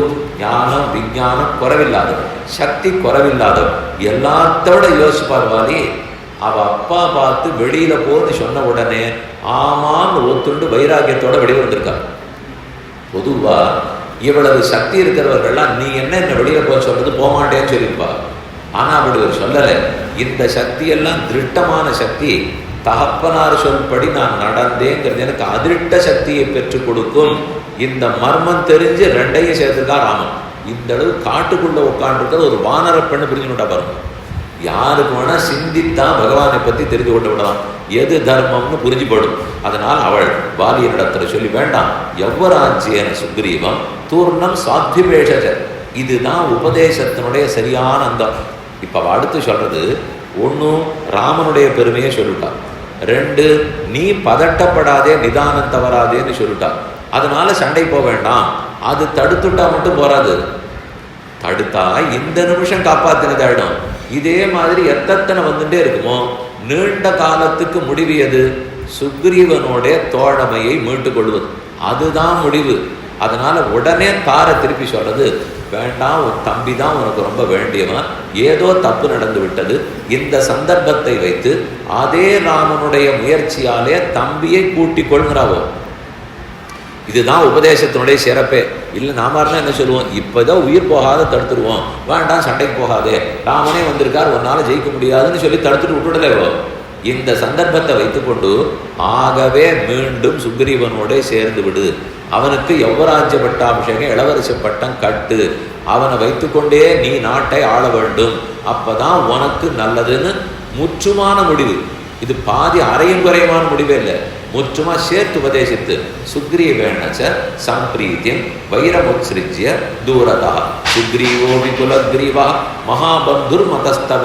சுக்ரீவன் தான் உனக்கு எப்பவுமே பந்து, என்ன பண்ணாலும் கூட பிறந்த தம்பி, அவனை விட்டு விட்டு எத்தனை நாள் நீ நாட்டை ஆள முடியும் நினைக்கிறாய், இப்படி செய்யாதே அப்படின்னு அவருக்கு சமாதானம் சொல்லி. ஆனா இவர் சொன்ன எந்த நல்ல வார்த்தையும் அவன் காதல விழலேன்னு சொல்லுவோம். அதுக்கு என்ன செய்ய முடியும்? இது ஒரு பக்கம் தாரே, இது சண்டைக்கே போக வேண்டாம்னு வாலிக்கு உபதேசித்தது. அப்புறம் சண்டை நடந்தது, அவனுக்கு ஒரே அம்பாலை பிராணம் போடுத்து, அது ஒரு பக்கம். தாரை வந்தா ஓன்னு அழறா. அப்ப ஹனுமான் தாரைக்கு சமாதானம் சொல்லி ஒரு உபதேசம் பண்றார். குணதோஷத்து தம் ஜந்து ஸ்வகர்ம பல ஹேதுகம். தாரே நீ அழற, பாசம் உன் கணவன் மறித்து விட்டபடியாலே நீ அழற. ஆனா யோசித்து பாரு, நீ ஒரு துர்பலையான பெண், உங்ககிட்ட சக்தி இல்லை. உன் புருஷன் ஆறு போயிட்டானோ அவங்கிட்ட சக்தி இல்லையா, துர்பலம் தெரிஞ்சு போச்சு. அவனை தடுக்கிற சக்தி உங்கள்கிட்ட இல்லை. நீ தான் உபதேசம் பண்ணி பார்த்தாயே, தடுக்க முடிஞ்சுதா? அப்ப அந்த சக்தி உங்ககிட்ட இல்லைன்னு எடுத்து. வாலி தான் எனக்கு இருக்கிற பலம் யாருக்கு உண்டு, யாரையும் ஜெயிப்பேன்னு சொன்னானே, அப்ப அவனால ஜெயிக்க முடியல என்ன எடுத்து. ஆக மொத்தத்துல இவன் ஒரு கையால் ஆகாதவன், நீ ஒரு கையால் ஆகாதவள். அவன் போனத்துக்கு நீ அழுது எந்த கையால ஆக்க போறேங்கிறாரு. உங்க ரெண்டு பேருக்குமே சக்தி இல்லை அப்படின்னா அவர் என்ன சொல்ல வர்றார்? அந்த ரெண்டு பேரை பத்தி பேச்சு இல்லை, நாம ஒத்தருக்கு அழுது கொண்டு இருக்கிறோமே, என்னாலே என்ன ரட்சிக்கிற சக்தி இல்லை, அவராலேயும் அவரை ரட்சிக்கிற சக்தி இல்லை. யாருக்கு சக்தி இருக்கோ அவர்கள்ட்ட நம்ம போறதே இல்லை. நாம ஒத்தருக்கு அழுது கொண்டும் சிரித்து கொண்டும் இருக்கிறோம். குணதோஷகிருதம் ஜந்து ஸ்வகர்ம பலகேதுகம். அந்தந்த ஜந்து தான் சேர்த்து வச்சிருக்கிற பாபம், தான் சேர்த்து வச்சிருக்கிற புண்ணியம், இதற்குண்டான பலத்துக்கு அதுதான் ஹேது. யாரோ ஹேதுன்னு நம்ம நினைக்க போவோம். நான் இன்னைக்கு அனுபவிச்சிருக்கிற சுத்தத்துக்கெல்லாம் யார் ஹேது சொல்லணும்? உங்க அப்பா அம்மான்னு சொல்லுங்க, உங்க ஆச்சாரியன்னு சொல்லுங்க, பெருமாள்னு சொல்லுங்க. ஆனா அதை விட்டுட்டு யாரோ ஹேது, என் முயற்சி தான் ஹேதுன்னு நினைச்சுக்காதே. உன் முயற்சியால எத்தனோ கட்டங்களையும் அனுபவிச்சிருக்காயே. உன் முயற்சியால தான் கட்டம், உன் முயற்சினால தான் சுகம். இந்த சுகம் துக்கம் மாறி மாறி வர்றதுன்னு உனக்கு தெரியறது. அப்படி இருந்துச்சு நீ தானே பொறுப்பேற்றுக் கொள்ள வேண்டும். அவனவனுடைய கர்மத்தாலே அவனவன் சுக துக்கங்களை அனுபவிக்கிறான். அதே போலத்தான் வாலி சுக துக்கத்தை அனுபவித்தார், போயிட்டான். இதுக்கு மேல என்ன செய்ய முடியும்? இல்லை இல்லையா? அப்ப அழவே கூடாதுன்னு சொல்றியா? இனிமே உறவுக்காரர்கள்லாம் போனா அழலாமா வேண்டாமா அப்படின்னு அவள் நினைத்தாள். இவர் சமாதானம் சொல்றார், அது ஏதோ இந்த சமுதாயத்துல பிறந்து இருக்குங்கிறதுக்காக ஒரு சம்பிரதாய சடங்குக்கு அழுகிறோமே தவிர அழுபவனுக்கும் தான் அழுவது நிரந்தரம் இல்லைன்னு தெரியும்.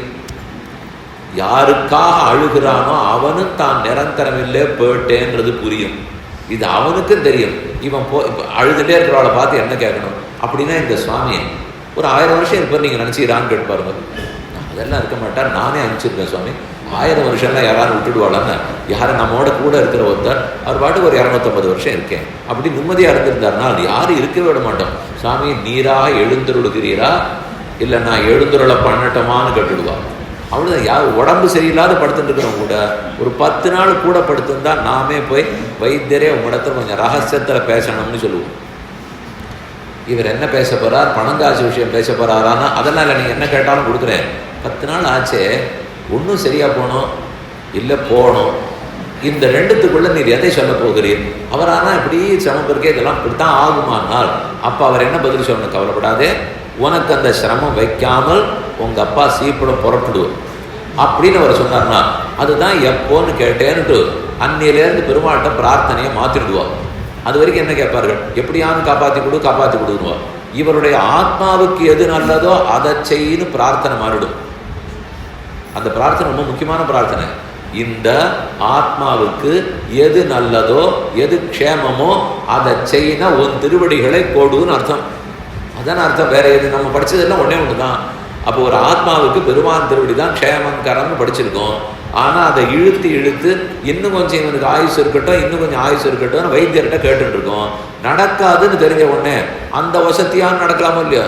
அதனால தான் பிரார்த்தனைக்கு போய் அப்போ மட்டும் வாயை திறந்து கேட்க மாட்டான். அது வரைக்கும் எல்லாரும் சத்தம் போட்டு சொல்லுவா, எப்படியாவது காப்பாற்றிடுவா. இப்போ இனிமேலாம் காப்பாற்ற வேண்டாம், அவன் திருவடியில் சேர்த்துக்கோன்னு சொன்னால் அடுத்தவர் தப்பாக நினச்சி போகிறோம் இல்லையோ? அதனால தான் சத்தமே இல்லாமல் மனசுக்குள்ளே அவருக்கு எது நல்லதோ அதை செய், நான் மனசை சமாதானப்படுத்தினுட்டேன், அவர் நல்லது நடக்கட்டும்னால் இதை நீ முதல் நாளே என்கிட்ட சொல்லியிருக்கலாம். பெருமாள் திரும்பி என்ன கேட்பார்? இவருக்கு என்ன நல்லதோ செய்யணும், இன்னைக்கா இழுத்துன்னு வந்து என்கிட்ட கேட்கணும். என்னைக்கு ஒன் நல்லதை நான் தான் செய்யணும், இவன் நல்லதையும் நான் தான் செய்யணும். அது உனக்கு புரியலை, இன்னைக்கு தான் உனக்கு புரிஞ்சுது. இவ்வளவுதான் நமக்கு வித்தியாசம் சொல்லலாமே தவிர நல்ல தாரையே நீ அழுது லாபம் இல்லை. அவனும் கர்மபலத்தாலே முடிந்தான், நீயும் கர்மபலத்தாலே இருக்கிறாய். இதோ தைதீப்யமான தேஜஸோடைய ஆலிகந்த விவாகாசம் அவட்ட மகந்தனு என்று நிற்கிற ராமபிரானை பற்று, அதுதான் நல்லது. சோச்சா சோச்சசி கம் சோச்சியம் தீனம் தீனானுகம்பசே கஷ்சானுசோச்சோஸ்தி தேகேஸ்மின் புத்புதோபமே அங்கதஸ்து குமாரோயம் திரட்டவியோ ஜீவபுத்திரையா. அடுத்தது அங்கதனுக்கு என்ன பண்ண போறாய்ப்பா? உன்னுடைய ஜனங்கள் அத்தனை பேரும் உன்னை எதிர்பார்த்திருக்கிறார்கள், அவர்களுக்கான அரசன்னு பார். இதோ ராமனுருத்தன் எங்கிருந்தோ வந்தார், ஏன் வந்தார் தெரியாது, வாலியோட ஒரு சண்டை இல்லை. ஆனா அவனுடைய உரம்பாலை இவ்வளவு நாள் உன்னோடு இருந்த வாலி மரித்து போனான்னா என்ன காரணம்னு யோசித்து பார். அதெல்லாம் சிந்திக்கவே மாட்டியா? போறவன் போயிட்டான் சரி, ஆனால் ஒன்றும் சாமானியப்பட்டவன் போயிடல, ஏதோ கட்டப்பட்டோம், ஒரே உடம்பு சரியில்லாத இருந்தது, போனார்னா கூட சமயம் அவருக்கு இருக்கணும்னு ஆசை, அவருக்கு உயிர் வெள்ளை கட்டி அவர் போயிட்டாரேன்னா எனக்கு வருத்தமாக இருக்குது. அவருக்கு சாப்பிடணும்னு ஆசை, அவருக்கு 85 இருந்தாலும் இன்னும் சாப்பிடணும்னு ஆசை, இன்னும் சங்கீதம் கேட்கணும்னு ஆசை, இன்னும் சௌக்கியமாக வெளியூர் போகணும்னு ஆசை. இப்படி போறவாபதி போயிட்டாடேன்னா கூட வருத்தப்படுவோம். அவருக்கே ஆசை இல்லை, கிளம்பி போனார்னால் அவருக்கே ஞானம் வந்துடுதுன்னா நம்ம எதுக்கு அஜ்ஞானத்தோட வருந்தணும்? நல்ல வேளை அவருக்கு ஞானம் வந்திருக்கு, அதனாலதான் சரி கிளம்புன்னு கிளம்பியிருக்கார். அப்ப திருப்திப்பட வேண்டுமே தவிர நீ எதற்கு அழுகிறாய்? அழுது ஒன்றும் உனக்கு லாபம் இல்லை. யோசித்துப்பார். ஆயத்தியாஞ்ச விதேயானி. அடுத்த அங்கதனுக்கு என்ன பண்ண போறேன்? சுக்ரீவனை என்னவா ஏற்றுக்க போறேன்? உன்னுடைய கணவனுடைய விரோதத்தை இன்னும் தொடரப் போகிறாயா, அல்லது இத்தோடு அவனுடைய பகை முடியட்டும் என்று அங்கதனை ராமனிடத்திலும் சுக்ரீவனிடத்திலும் ஒப்படைக்கப் போகிறாயா? இந்த ரெண்டனுக்குள் எதை பண்ண போகிறாய் என்று யோசித்துக்கொள் என்று தாரை நடத்துகிற ஹனுமான் ரொம்ப ஆச்சரியமா உபதேசம் பண்ணா. அந்த விஷயம் என்னன்னு பார்க்கணும். அதே போல வாலியே பிராணம் போகிறது. போற சமயத்துக்கு தம் பிள்ளை அங்கத பெருமாளை கொண்டு போய் ராமனுடைய திருவடிகளில் ஒப்படைச்சிட்டார். ஒப்படைத்த அவருக்கு இந்த விஷயத்த சொல்றார். நம்ம என்ன சொல்லுவோம்? இனிமே ஒப்படைச்சுக்கொண்டால் சுக்ரீவன் ரொம்ப நல்லவன், நன்னா பார்த்துப்பான், என்னை எப்படி நினைச்சிருந்தியோ அதே போல அவரை நினைச்சுக்கோ என்று சொல்லி ஒப்படைச்சிருப்பான்றாலும் இல்லவே இல்லை. இது திரேதாயுகமாக இருந்தால் கூட நடைமுறை சாத்திய வாழ்க்கைக்கு மாறவே இல்லை வாலி. அதை நன்னா புரிஞ்சுட்டு தான் அவன் பேசியிருக்கான். அவன் ஒப்படைக்க சேவே அங்கதான் இனிமே அவன் மனம் போனாதபடி நடந்துக்கோ, விரோதிக்காதே, அவனுக்கு யார் விரோதியோ அவனிடத்துல கனவரை கூட பேசாதேங்கிறான். யாரெல்லாம் சுக்ரீவனுக்கு பகையா இருக்கிறோ அவரோட நீ நட்பு கொள்ளவே கூடாது, அது ராஜாவுக்கு பிடிக்காது. அவர் ஏன் அவரோட பகையா இருக்காருன்னு தெரியல, அவன் நல்லவன் தான். அதனால நான் தனி மனித சுதந்திரம், நான் நண்பனா இருக்கேன்னு சொல்லாதேங்கிறான். நீ யாரை சார்ந்து இருக்கிறாயோ அவருக்கு பிடித்தவரோட தான் நீ தொடர்பு வச்சுக்கணும். அவருக்கு பிடிக்காதவரோட நீ தொடர்பு வச்சுக்க கூடாது. இன்னொன்று சொல்கிறேன், நீ என் பிள்ளை, இத்தனை நாள் நான் எப்படி உன்னை கொஞ்சி குலாவி தோளில் போட்டு வளர்த்துருக்கேனோ, எப்படி நீ பண்ணுற தப்பெல்லாம் ஒத்துப்பேனோ, நீ என்ன பண்ணாலும் சரின்னு சொல்லுவேனோ, அதை போல சுக்ரீவன் பண்ணுவான் என்று எதிர்பார்க்காதேன்னு. இதை நம்ம நல்லா புரிஞ்சுக்கணும். நாம் எங்கே இருக்கோமோ அப்படியே நம்மளை எதிர்பார்த்து ஒத்துக்கொண்டெல்லாம் எல்லாரும் இருக்க மாட்டார்கள். ஓரளவு தான் நமக்கு சம்மதம் கிடைக்கும். ஓரிடத்துக்கு தகுதியாகத்தான் நம்ம வாழ்ந்தாக வேண்டும்.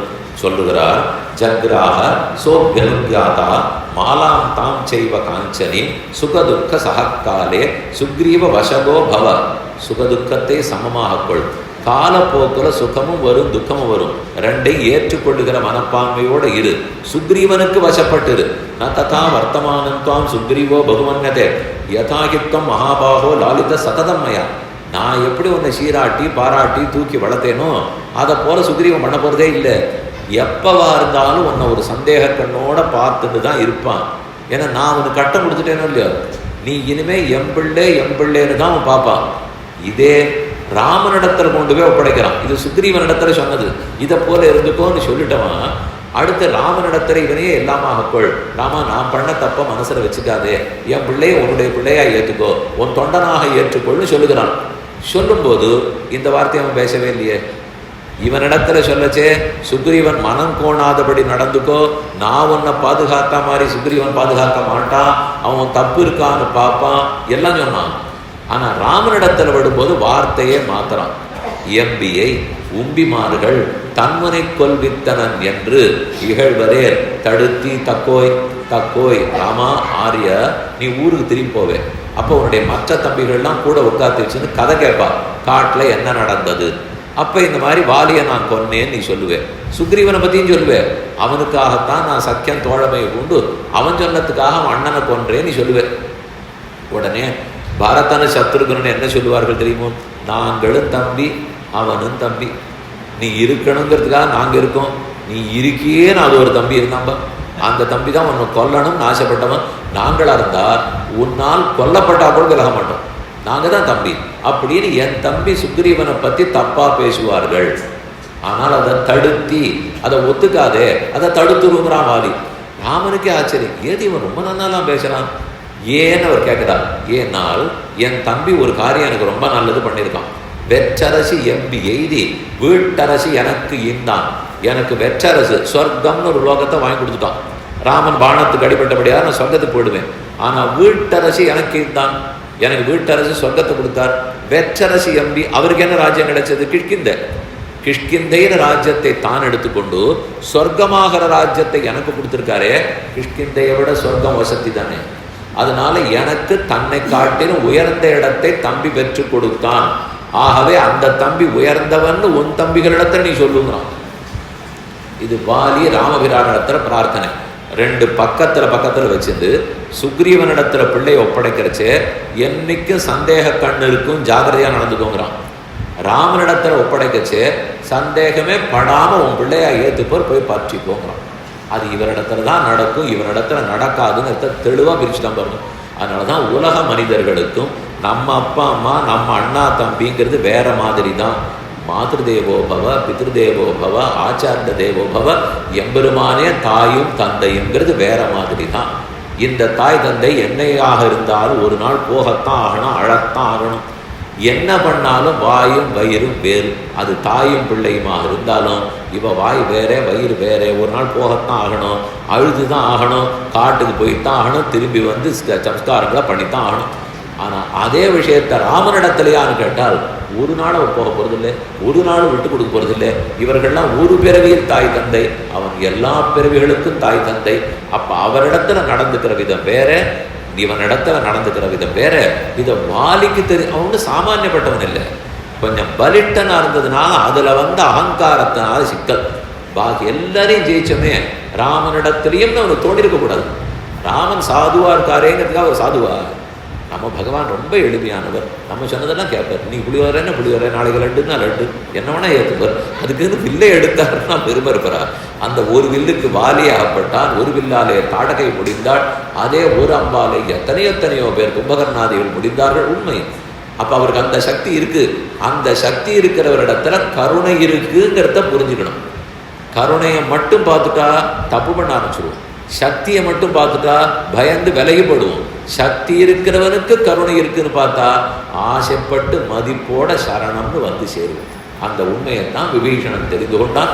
இப்படி ஒரு சில இடங்களில் ஆங்காங்கு இந்த இடத்துல சில உபதேசங்கள்லாம் நடந்திருக்கு. அதுலேருந்து 1-2 சொல்லக்கூடிய வாய்ப்பு இன்னைக்கு கிடைச்சது.